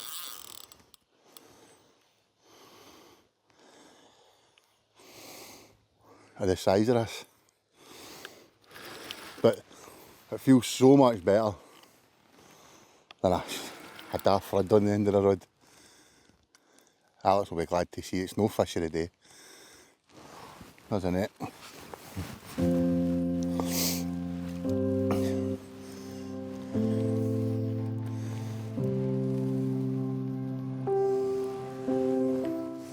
There. That one wee moment has made my day. Look at that. No, all that rest in the net. That just shows you how, excuse me, I was mid eating my lunch here. That just shows you how fishing can be so frustrating. Literally clumping my feeder, whether it be the method feeder, the cage feeder, chopped worms as you've seen, literally dropping my baits, my hooks right on top of where Alex has been catching them. Man. So as you heard, I bagged the next one, so let's go and get a closer inspection. I'm not the biggest fan of spiders, man, but there is spiders everywhere here.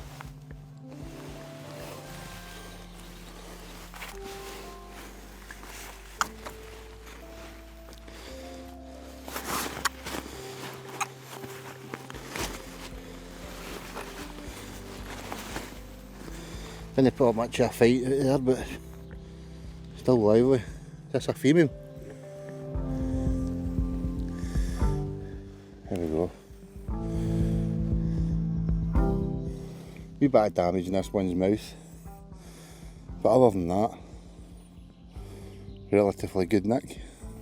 It's amazing how just one fish, I'll be honest, Alex cast it out, put it in the rod, hooked the bait and all that on. I just jumped on the rod as soon as we knew it was a tench. So we'll call this one team effort. I don't give a monkeys, it's better than a rod. You're lucky it's not a 6. I'm not going to lie, the wee part of me was hoping it was going to be a 6. I would just have been unfair, but yeah, we 40, we'll get him, we'll slip her back. Why do I always get a lively ones? Literally everyone Alex has had behaved itself.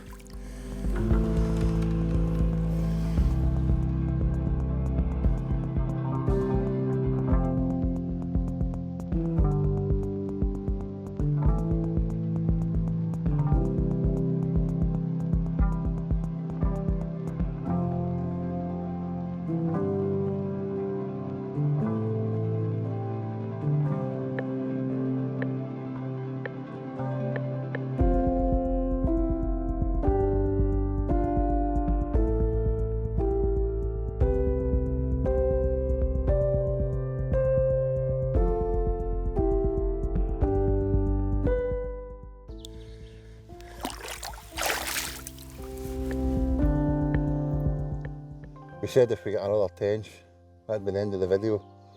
I want another one though. So if this, we're literally out of bait. We've got some dead maggots left, I think. I had to use mud to plug the feeder there. So, as Tinker Tails goes, I think this will be the 5th video we've made for Tinker Tails. I think it's been the best one in terms of numbers and size of fish. That is worth mentioning at this point, I still have the biggest. Okay, I'll pop up a picture up as I do. So thanks for watching, and if we do get another tench, we'll fire in at the end. See you next time. First thing about no catching any tench, I'm sure everybody will agree, see the end of the day, all the gear,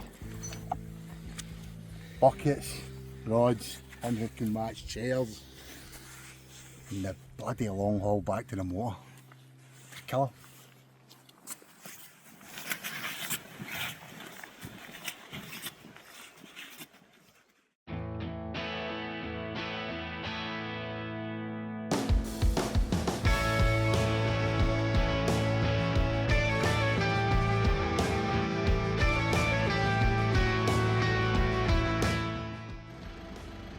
An hour and 50 minutes. To where? The broom. Broom we're going. Here we go. Carps. Carp, breams, or hits. As long as there's no breams. No, you have bream. Right, let's go.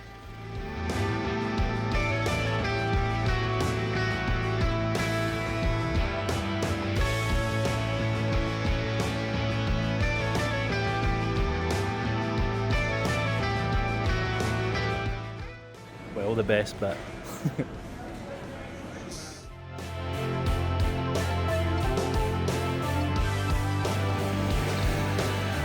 So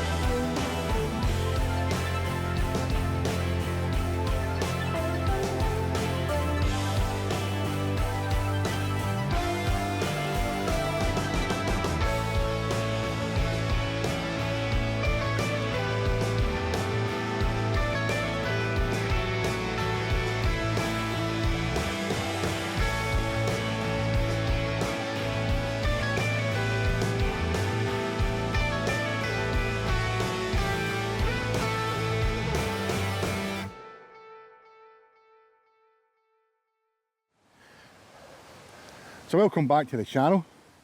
Welcome back to Broom Fisheries, Windy Broom. Windy Broom. And obviously that's no Alex. Big Ross's ways today. And we're on the 24-hour specimen ponds. Specimens. Already caught one. A bream of about this size. Aye, Specimen. Aye, so we are going to do the -1 point for a bream championships with a slight twist. If we catch a bream of 3.5 pound or more. At my insistence. At his insistence.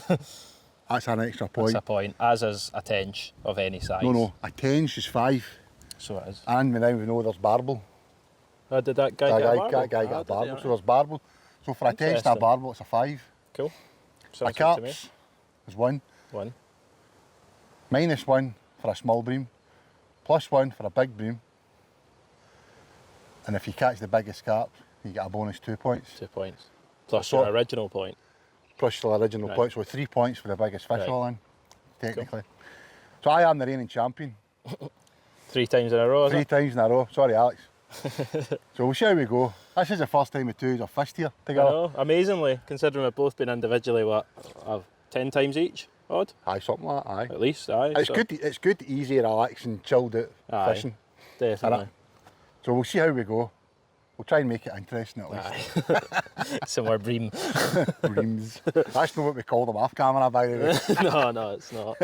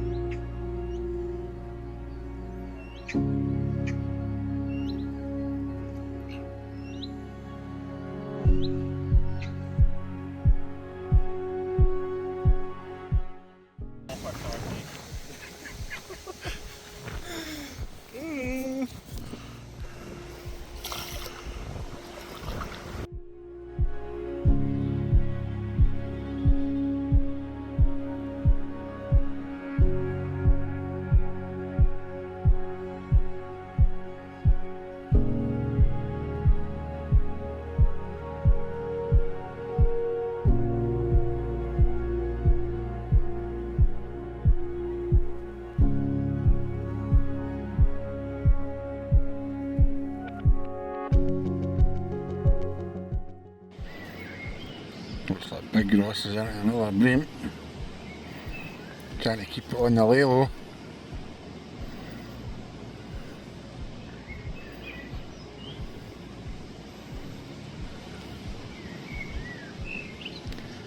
I've had loads of liners because I've got 15mm pellets on. Looks like the breamer's struggling to get them in the gub, which will do me.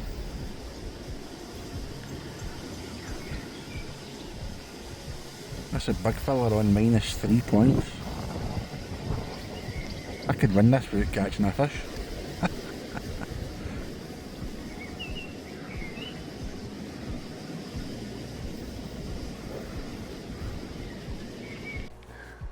We got here, Gordon.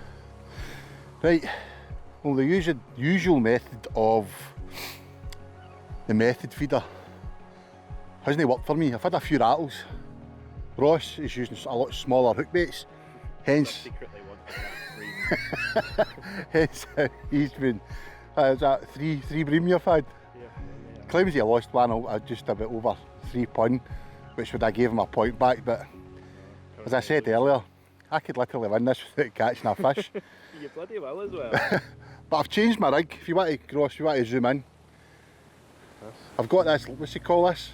Lead core. Lead core, weight clip, 2-ounce lead, £10 fluoro, and what I've done is I've put a big, what I would call a donkey choker, 2 12mm, An absolute sack. 2 12mm mainline Big River barbell pellets or dumbbells, size 6 barbless hook, and a bag of Mainlines River pellets. So there's 2mm, 4mm, 6mm, 8mm, 10mm, all in there. And that's near enough how you would set up for the barbell in terms of... In terms of the rig, yeah, smaller hook, size 10 hook, Right, and a running ledger for the barbell. of course. But we wouldn't use the bags, we would spod in, if you will, Right. on the rivers for the barbell. But in this, It's a big crazy dumbbells. yep. My thinking is, a half decent carp, a double figure carp will fit that in its gob, no bother. Bream, no wanting these commercial No. bream. They're absolute, as I say, we can't say on camera what we call them, but aye, where I got this from, Fish with Carol, Fish with Alex and Carol YouTube. Yep. That's how they fish all in Europe, is the PVA bags full of pellets. So if it works good enough for them, it works for them. Hopefully it works for me, and if Ross follows me over, Okay, so. I'm just going to fish under this tree. I've been fishing tight in. Oh Christ, nearly fell down the hole.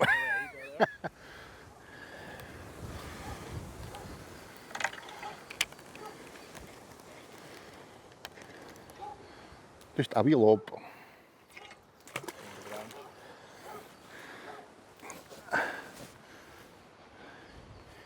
I need to back up a wee touch. Back to the alarm.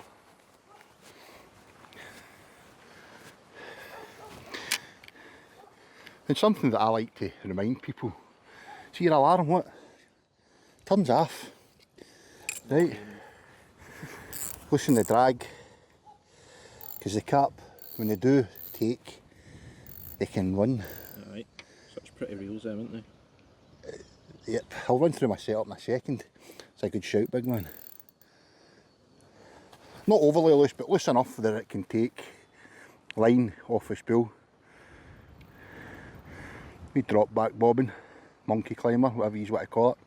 And now, once we're set up, look, the alarm's on. And you're not doing anybody's nothing. Oh, brrrr, constantly. Beautiful. So, set up is this. We've got the N-gauge specimen jewel tip. Now these are the barbell rods that we've used before. On this reel, £10 line, the Guru Aventus 4000 reel. And the length of the rod's 12 foot and it's 2.25 test curve. So this is predominantly the upstream, the big rod, the feeder rod for the barbell that we're using. Wee mini Fox micro and alarms. Simple as that. There you go. The thing I like about these alarms, look at that wee flick. You just turn them on and off. Aye. Mine didn't have that. Ideal. But even still, hold the button down, turn it off, set it up, hold the button down, turn it on. Well, you could probably hear in it. the back. It's the molasses we've got here. It's one of those things, once you've got it in your head, you just can't stop Yep, letting it annoy you. it does annoy you. So I've sprinkled some sweet corn in at my peck here, just to see if anything's coming in. It's 3:30, going on to 3:30. Usually here, if you've had a pretty poor afternoon, you can almost bank in the last couple of hours of daylight. It just kicks off. It kicks off. Now that we've said that, you know what's going to happen. So, full faith. scores on the doors are -3 to Ross, 0 for me.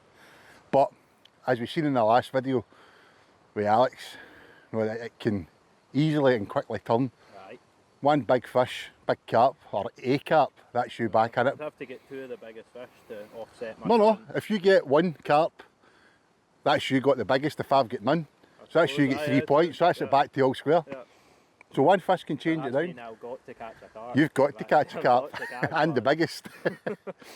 Whereas if I pull out a wee tench or the resident barbel that are in here, they're not I'd have big. to catch a barbel. They're not big barbel. No, Dad's got one the last time we were doing. Me and Alex got one the last couple of years ago we were Right. down. I'll throw some pictures up of the tench, the barbel, some of the nicer bream. Well, there is a good selection of species. There is one species in here that can go up to £4, and that's perch. Oh yeah. That's what the lobworms are for. So I did try a couple of chopped lobworms there, but it was the bream were on it. Yeah. I don't want bream. Please. Not for competition times or reasons, Says. but no, honestly, Still in this 4 in a row. commercial bream are naff. I say we can't see on camera. We'd end up with complaints. Right, so we'll see how that goes. Check back with you in a bit. -4 points. Oh, that's just came off. Oh, yeah. I think that was deliberate there, big man. Do you look at the size of hook, mate? Look. Oh no, not, you could just get bream written all over it. What's that, 8mm, 10mm? It's a 10. I was fishing an 8 and I actually stepped it up to a 10 to avoid the proper miniature ones. So hard not to call them, but not calling it. Right, digging deep here.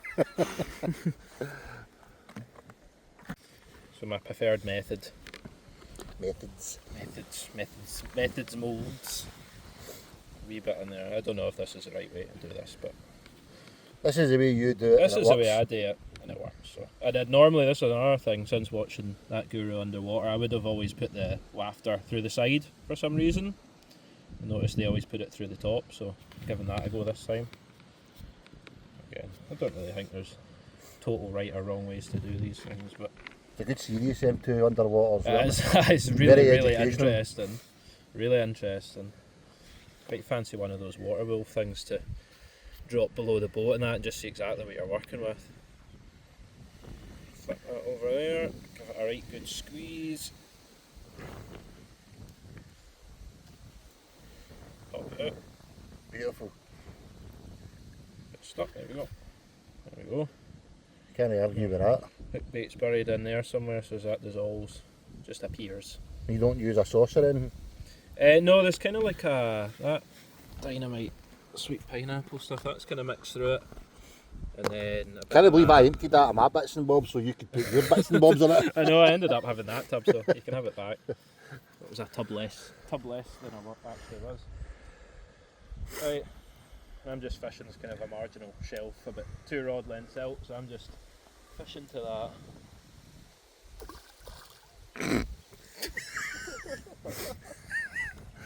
We'll take the pressure off you and put the camera off, right? Catch it in a sec. You got it right the second time.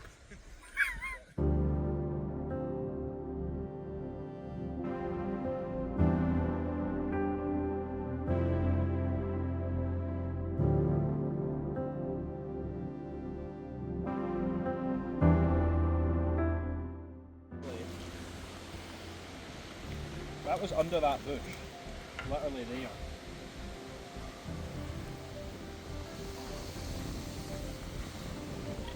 Biggest one yet, I would say. How can you not love that?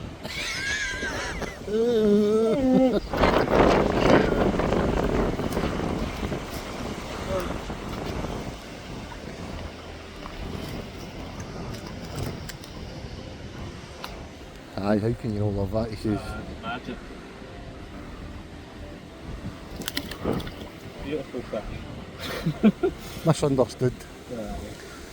Deeply. A coop only a mother could love. Yeah. I didn't even know how to swim with a net.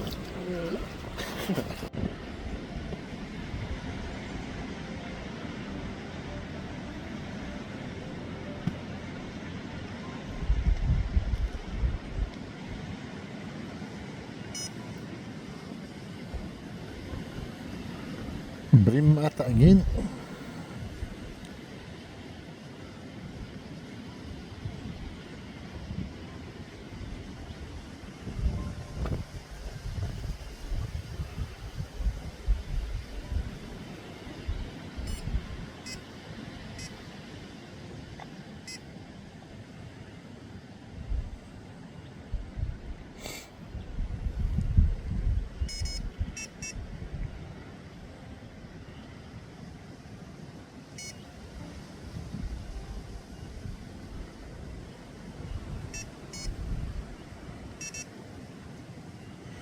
Suppose.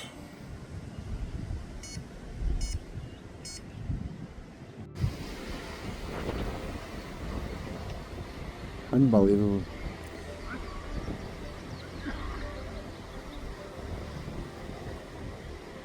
They don't know what to do. You're a fish, fight. Fight for your life. Do something.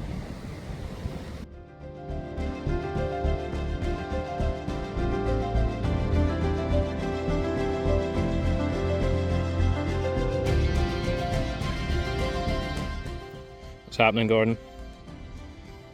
Well, this looks like a carp. Certainly does. Screamed off like one. Looks like a carp. Lovely stuff. You know what I changed to? What? Pink water. What I'm using? Aye. Fuck's sake. I don't think it's a big carp. It's a carp, mate. We're not caring at this point. Carps is all that matters. I think we're a bit adventurous with the big net, to be fair. Aye. It's the closest to hand. Look at that. 42 incher.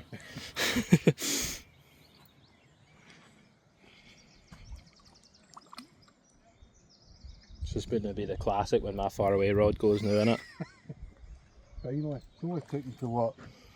Been fishing 8 hours. Seriously? Aye. Oh my It's God. 7 o'clock. Time flies when you're catching no fish.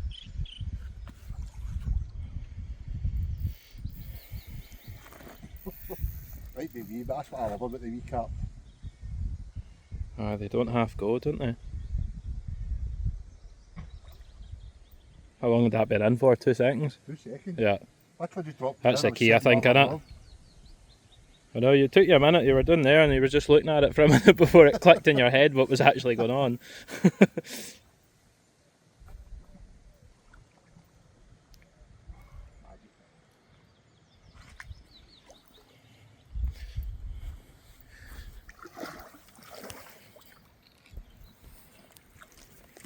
It's a wee very classic and lose it, innit? We'll lose it in this net, mate. It's probably about 4 or 5 pound, but Doesn't half go.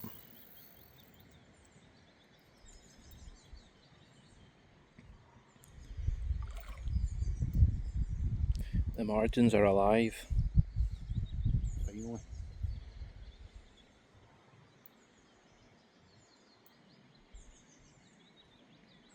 Is that a mirror? A mirror, I would say. Yes. I'm going to break any records. Oh, a specimen. But what it does do. Don't say it yet, don't say it yet. No.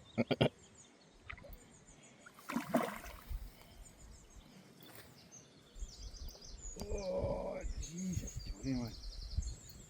They don't half fight. Sure don't.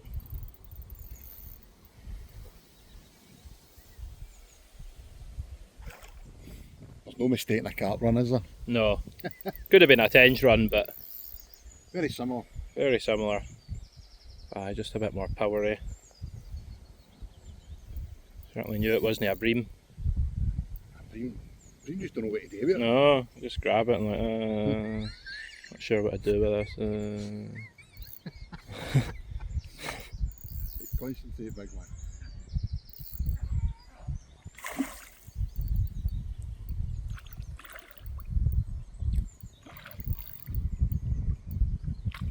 Where did you drop that? Just in front of those? I see the green patch Yeah. sticking out. The Right in there. jagged bush sticking out right in there.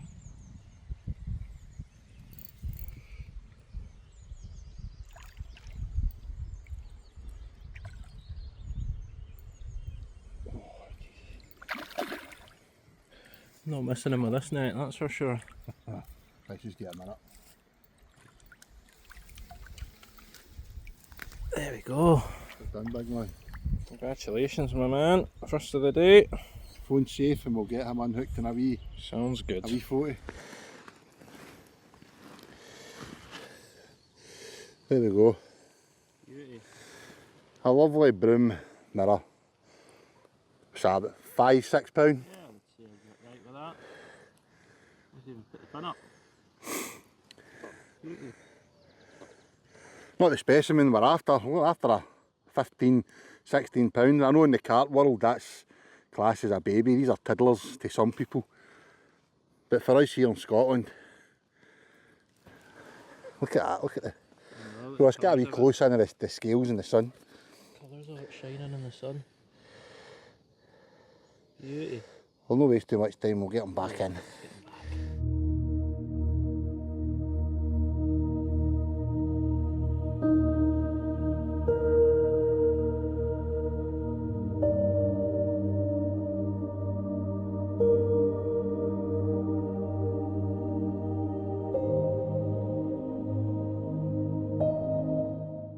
There he goes. Well, although it's not the biggest carp, what it is the biggest carp today, which means 3 points. So -1 plus 3 plus 2 to your -3.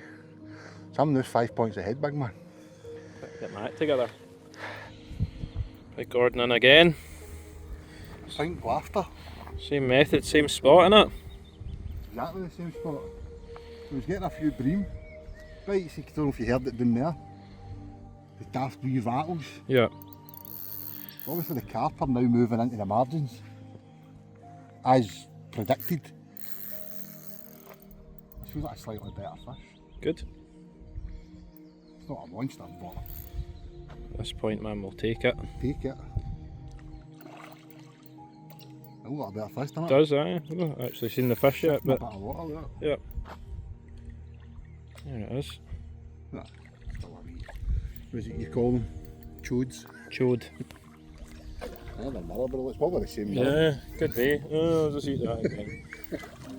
Ah, it's not as big as I thought. It's smaller actually. It is, yeah. Yeah, More competent size net this time. There we go. Oh.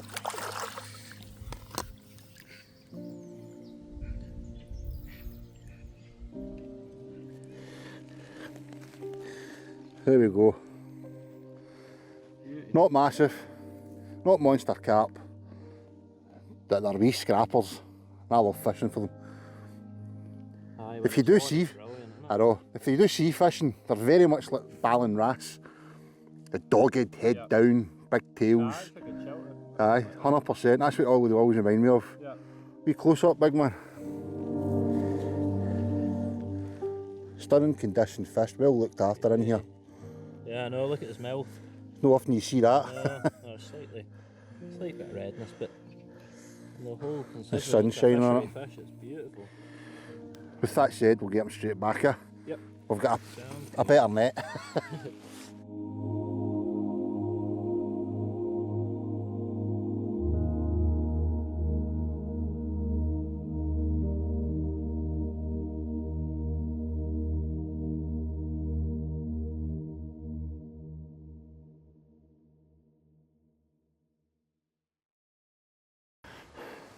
So Ross just asked there where it was I was getting the carp. So, hand made up method feeder, 4mm pellets, pink wafter buried in there, covered in spicy sausage red sauce. Could never tell you didn't have a method mould, could you? No, don't know what gave it away. No, I'm sure. Right, now as usual, could you untangle the tip of my rod? Do this all the time. Do it one-handed. There we go. There we go. So that's just how close this is.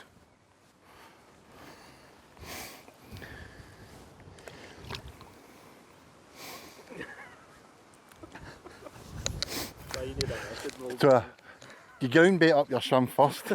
Technique. Do you know what's wrong? Look, I'm needing to make up more. I just did that myself. Right. So basically what we do is that Ross uses a mould as we showed earlier on. I just use my mitts. Fish don't care, do they? Nope. Now, as I know some of you have maybe watched, and I know we've mentioned it several times, I'll even put a wee link to the video in the description. But anybody that watched Guru underwater will know that you cannot do this too tight. Tighter the better in some cases. Bit of sauce, bit of the good stuff. Some folks say it works, some folks say it don't. I think it does, it works.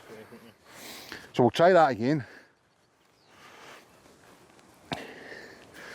So there's no casting, no nothing, no accuracy. Get that right to the tip. And then we're literally as tight as can be. Maybe not tight to that big log, but literally right there. Stick the rod out so we don't get tangles in the bushes.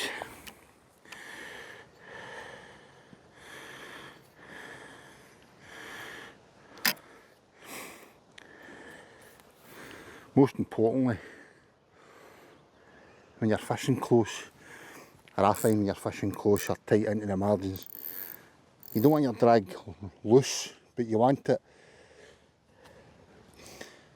loose enough that if it is a carp, There's a happy medium. yep, definitely. And that's tight, but it's Tight but it's loose. it's tight, but it's loose. It makes sense. You know what we mean.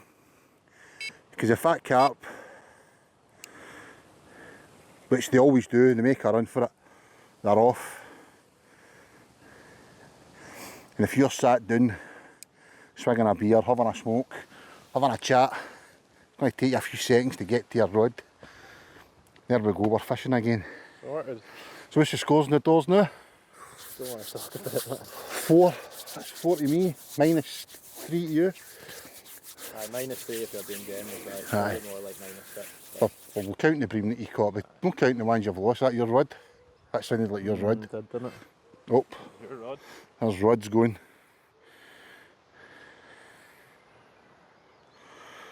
I've got worms on this one. 4 chopped up. What do you call them again?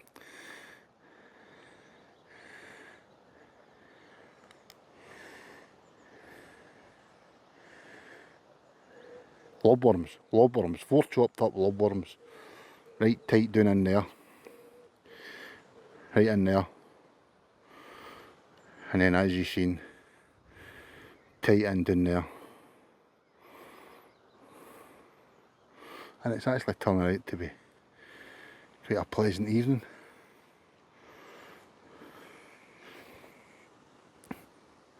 You're needing a barbel and a tench. Still running away from me now, isn't it?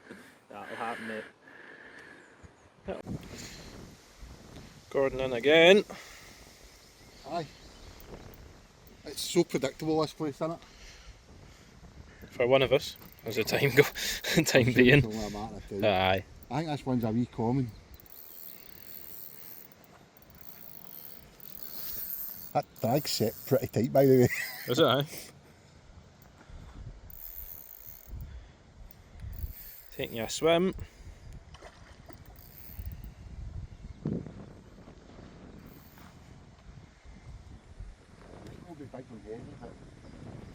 I know, this is how the wee ones go. You forget how hard the big ones go as well.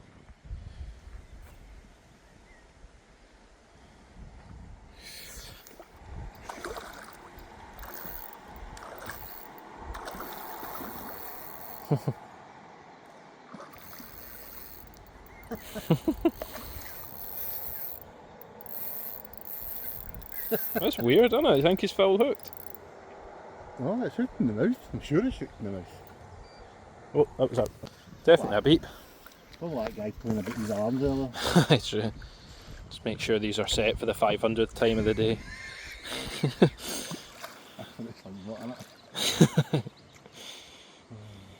Always one.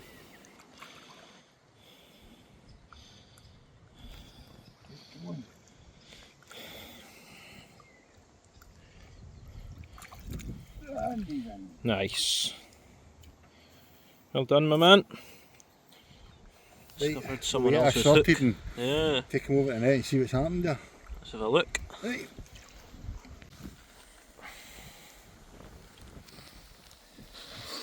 Right, there's that hook. There it is. Don't want to There. do any damage. What do we think? Is it a barbed? Is it a barbed? Of course it's a barbed. Is it? It's crushed, but God, that looks like it's That been was trailing caught in that for the hook, aye. ages. Look at that. Well, look at the size of that hook. Not unless it was just snagged in the margin, you picked it up on the way in, but That, I've never seen the hook in its mouth. That could have been. Yeah. But that is That's as hell. that looks like a barbed hook there to me. Naughty, naughty. Naughty, Look at naughty. that. There we go, first common. So a bit of damage there in its mouth, that hook's possibly done. Looks like it, doesn't it? So we've done him a wee favour there. Wee common to go with the mirrors. We'll get him straight back. Oh. That was an absolute banger. I know. It nearly melted your reel.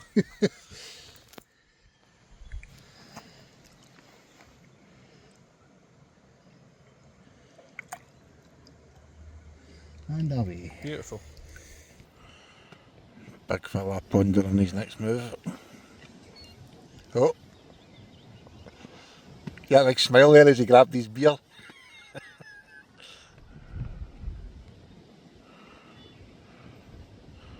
I hope he gets one. Hope he gets the big one.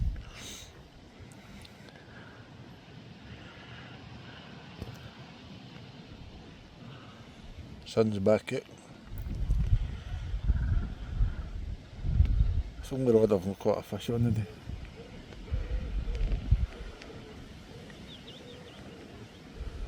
Oh, quiet.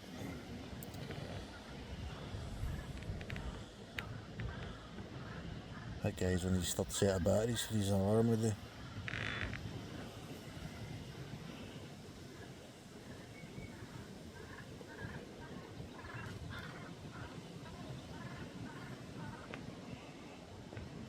I'm going to go and deal with that bream of banana.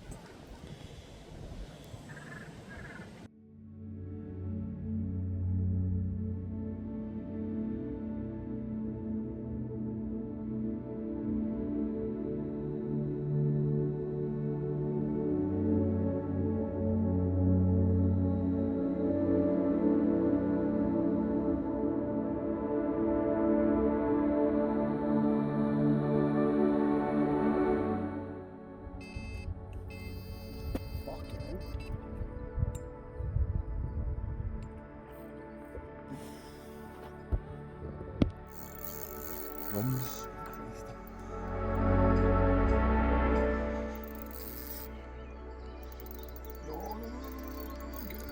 Oh dear. Nah, you got it, man. Ross is playing a fish. I'm playing a fish.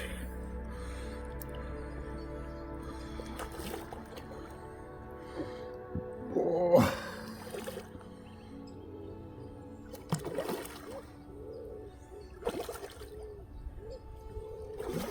Honestly thought that was a decent fish.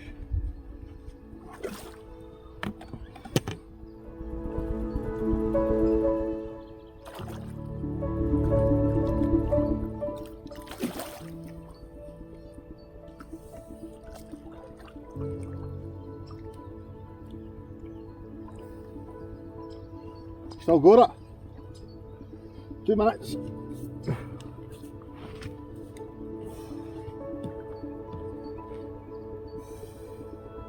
As I was filming Gordon playing his fish.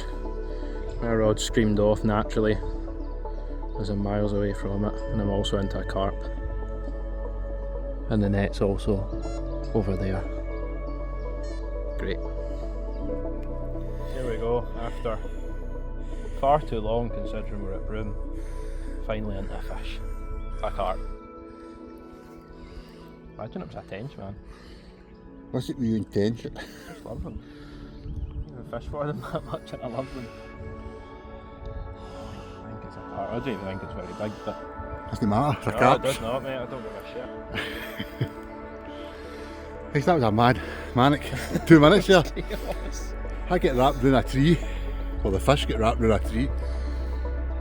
And then my rod bursts into life and it's away. Ross A Scarp big massive slack liner away in the margins and absolutely amazingly still into it.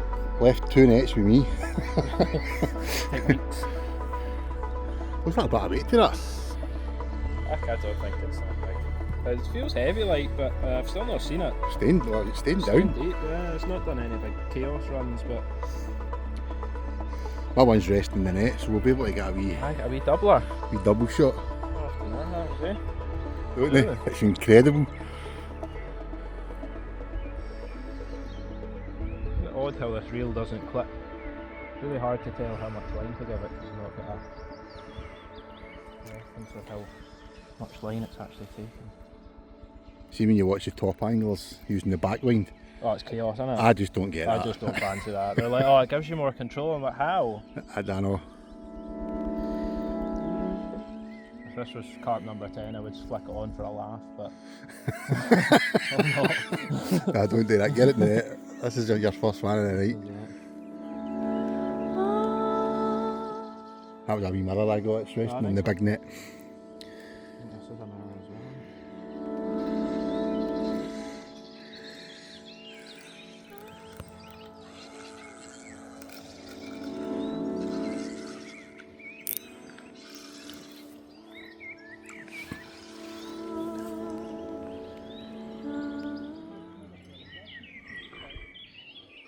First carp on this guru rod, I know. So it is. Is that first Tench, first Bream, first Carp? All ticked off in a couple of weeks. Off, aye. After having it for about how long? Yeah, About a year. about a year, just over a year, aye.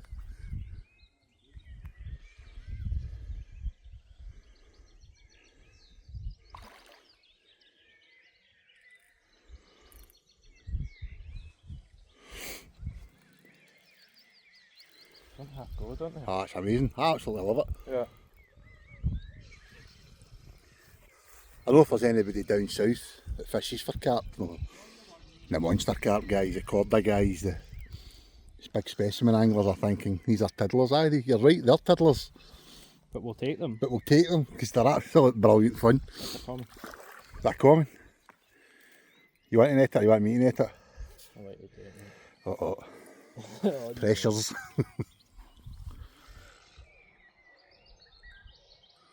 No for geeing up, is it? no, it's not. Oh shit, the net's stuck.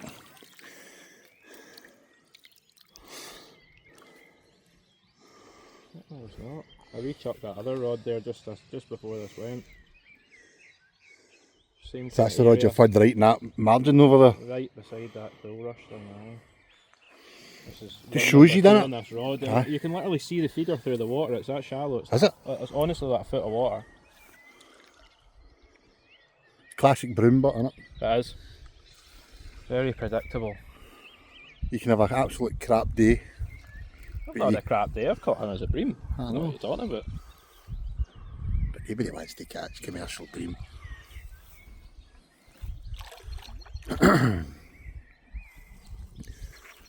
Big paddle tails on it, they shift some amount of water. Yeah, sure do.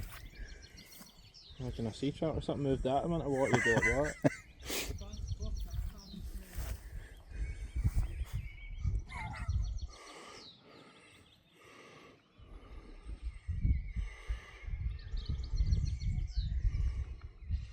Watch your other line there, you're Yeah, precariously close.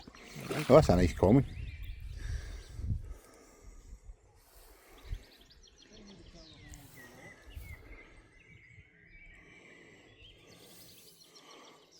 Don't see jewels like this one, Monster Carp, do you? I know, it really has given me some scrap. I tend to do that though, well, not that it's relevant here because I'm fishing about a gap 6 foot wide, but if you hook them in the far bank, they'll come over dead easy, and then it's not till you get them at your feet they actually wake up and start giving you a scrap. As I said earlier, they're like Ballon Wrasse, aren't they? They are, aye, just big dogged runs. Getting a bit wrists.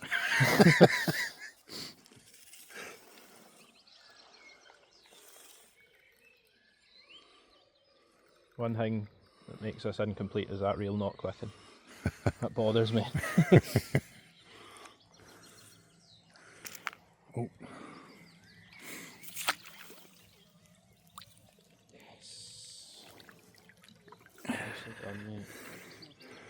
Come Well on. done, big man. The room Right. blank as half. Let's get this dealt with. It's a lovely wee fish. Who's got the lively one? You've got a wee fat one. I know, a wee chunky one, isn't it? Right, here yourselves. Oh, And this is why we use mats. this is why you don't stand up over gravel. Yes. There we go. Right, There we go. sorted. Two lovely, where are we? Broom. Carp. So, my ones are common, for those who don't know. No. Mine's Other way a around. mirror. Yours is a mirror, mine's a common. I don't know, I Mine reckon is. you might take the biggest fish here. Possibly. In the terms of the... Yeah, and you know, I would agree with that. That Of puts course me, you would. that puts me 2 points behind the Kraken. Brilliant. Another wee one for the photo album. And then we'll get them back. We'll do it for Aye. maximum. Fun of it. Oh, A chunky wee common, isn't it? sure is. Chunky wee common and an almighty net. It's just what they use to net out fisheries, these things. Number one. Ah.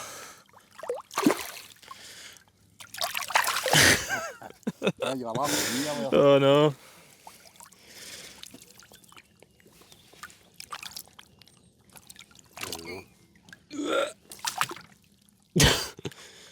There we go. Number one.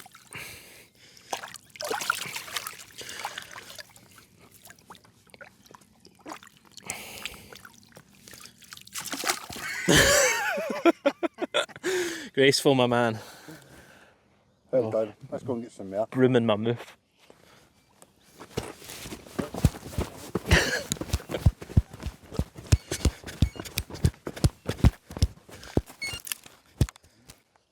Nah. Did seem a bit breamy, didn't it?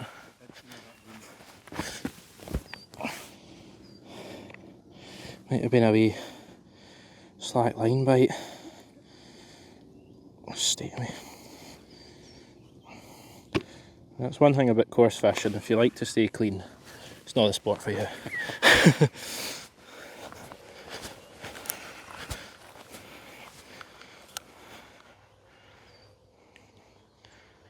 The twist of my line.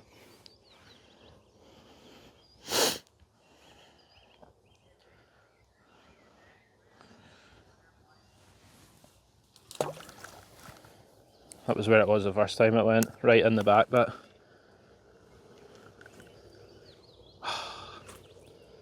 So.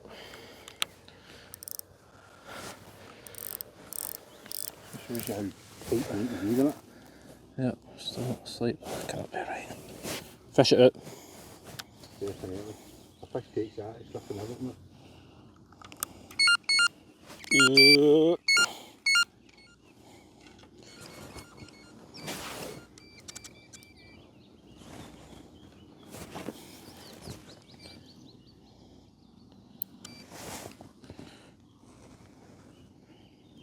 Sorry. Expertly sliced. Yes. So the big man says earlier on, that cheese is off its nut, And I'm true to my word. and he's just delivered this with my mocha.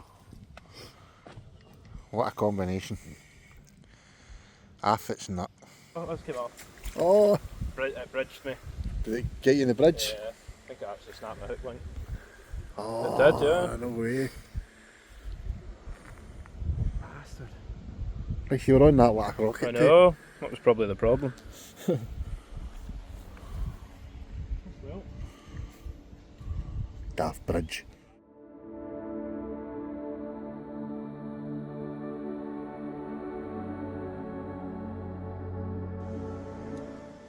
Well, it says fed and watered.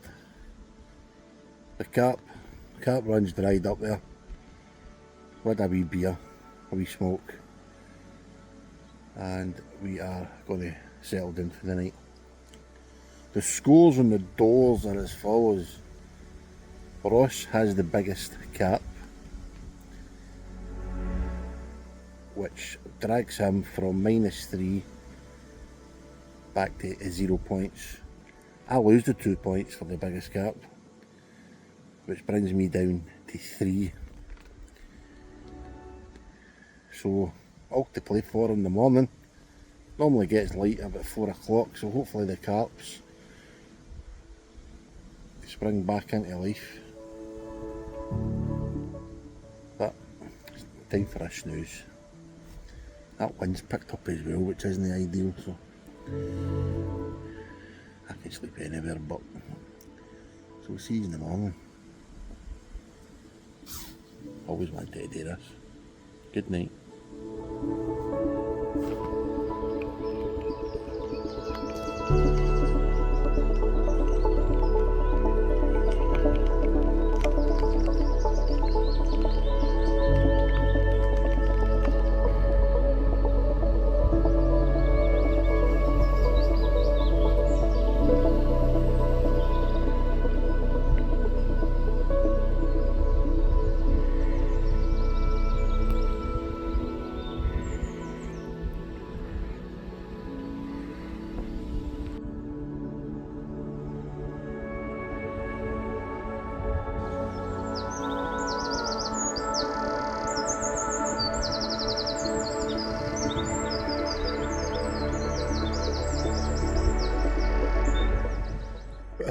Good morning. It was a very uneventful evening, or night, morning, whatever you want to call it. We had about, I don't know, about 10:30 it got dark, 11:15. And then first light was about 3:30 this morning. So it didn't have long in the dark, not a single beep. I don't think anybody that's fishing, from what I heard, I could sleep through an earthquake right enough. I didn't hear a single alarm, unless folk brought their rods in, I don't know. They put the bigger baits on, just to avoid the bream. And it's been weird. Been getting daft roach, like tiny roach, on 10mm lafters. They seem to attack the feeder, then hook themselves in the side or the gills or.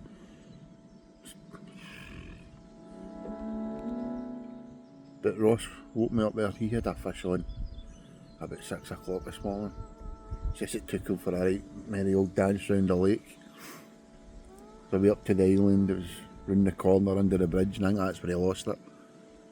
He said he felt it was a decent fish. So, with that said, we've got 3 hours of fishing time left. All the rods are back out.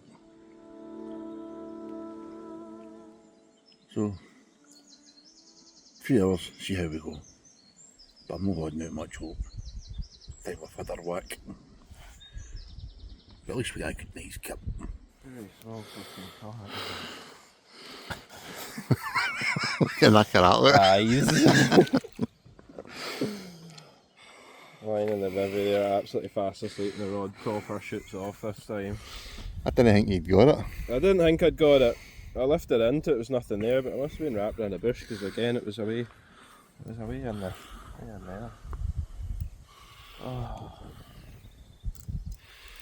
Tell you what, I feel a lot more well rested this trip than I did at Laird's. Aye, Laird's was breams through the night.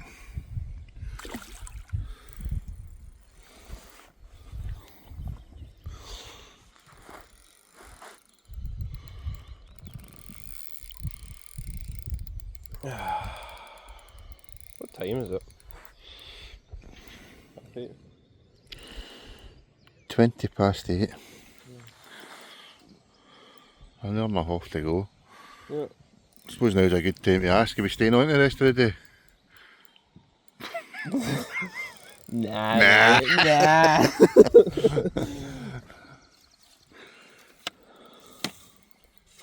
Last night he was giving it, aye, we'll stay on. That's before I'd had a carp though. Was that your corner rod again? It was, aye. Well, sorry, not that corner. Oh, that one, the far corner. I mean, not really the corner. So what Ross has been doing is he's been casting over onto the bank, going round and baiting up and dropping it in. Some people say cheating. Brains. Using the nodding. Right.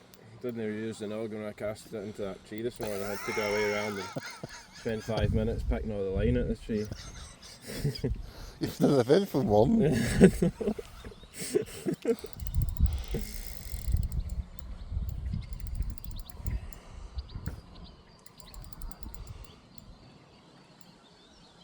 Can you believe that? I don't know what Tasney went with the message feature on it. I've still not had a fish on my other rod. Seriously?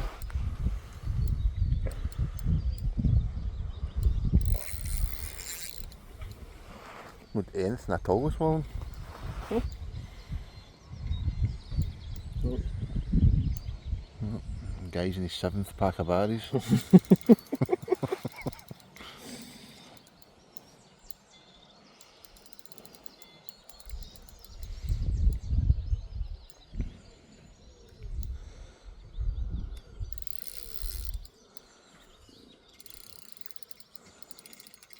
It's like swirls in it. Yeah. Brilliant. This is exactly what was happening with the last one, and it just went. The last one though was good, A better fish, you said, much better fish, aye. Part of the. Well, this is about the average sample of what we've been getting on it, but.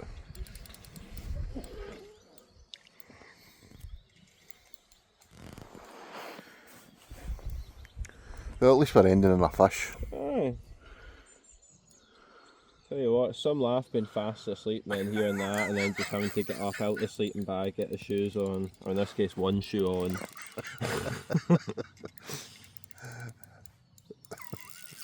Into a fish. A nice way to wake up.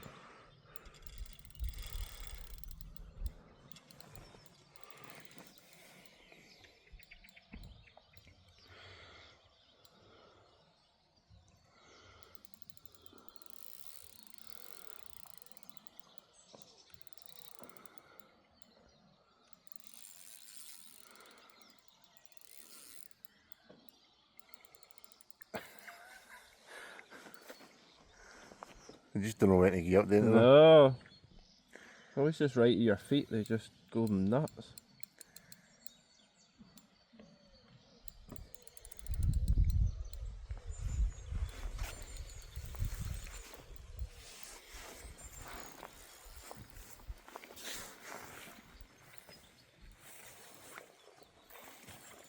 Get the socks in. Hmm? You get the socks in.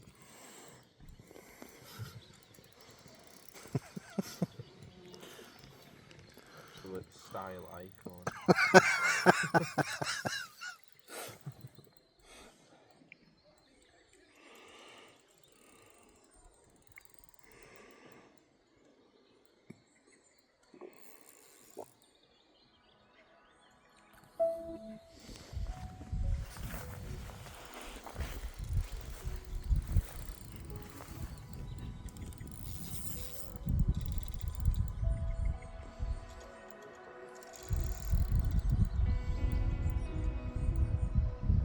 This is finally a fish in that pop-up rig. Oh, is it? Made up, it worked. And those boilies I've had in my box for 2 years.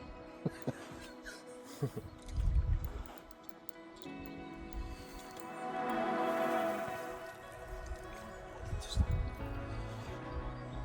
that a mirror? Nah, I think it's common. A right golden coin. Yeah. Tell you Although they're not the size we were expecting, they're pretty fish. Ah, they're in good nick, aren't they? Yeah. Oh, you wee bastard. There we go. Scoops. Scoops. John Scoops. It's quite a nice photo actually. So that is a belter. Smashing. Right, when we get the hooks out. Or hook. Aye. That was a wee 6 minute scrap there, big man. Seriously? Plus the minute I missed out trying to get out of my seat. Absolute scenes up there. 1, 2, 3. As you've seen there, judging right for the state of me, I was fast asleep when that streamed off. Come out the bivvy with Lanchi on and actually managed to land it. I had a repeat of that at 5:30 this morning where I got it all the way to the net and then didn't land it, so glad to land one. But I had that rod in the same spot all night where Just over there, right? I just right on that reed line with a boilie and then a haft pop up sitting on top of it, right as tight into the weeds as I could get, and it worked amazingly. Pretty fish in it. Colour of its tail. Size of the tail on it. Yeah. Beauty.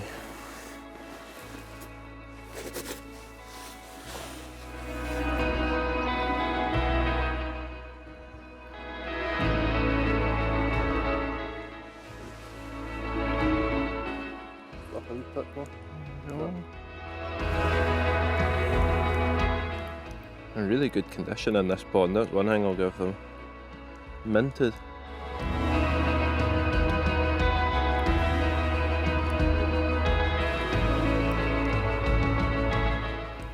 Beauty.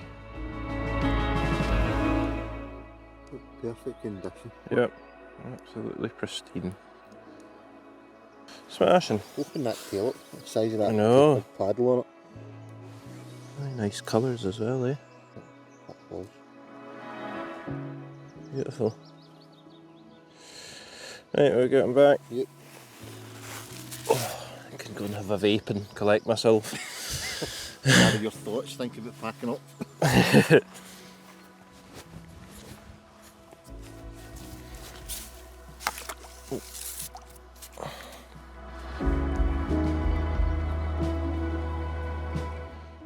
They really are minted, look at that. Look at his mouth. Right, catch you later. Smashing.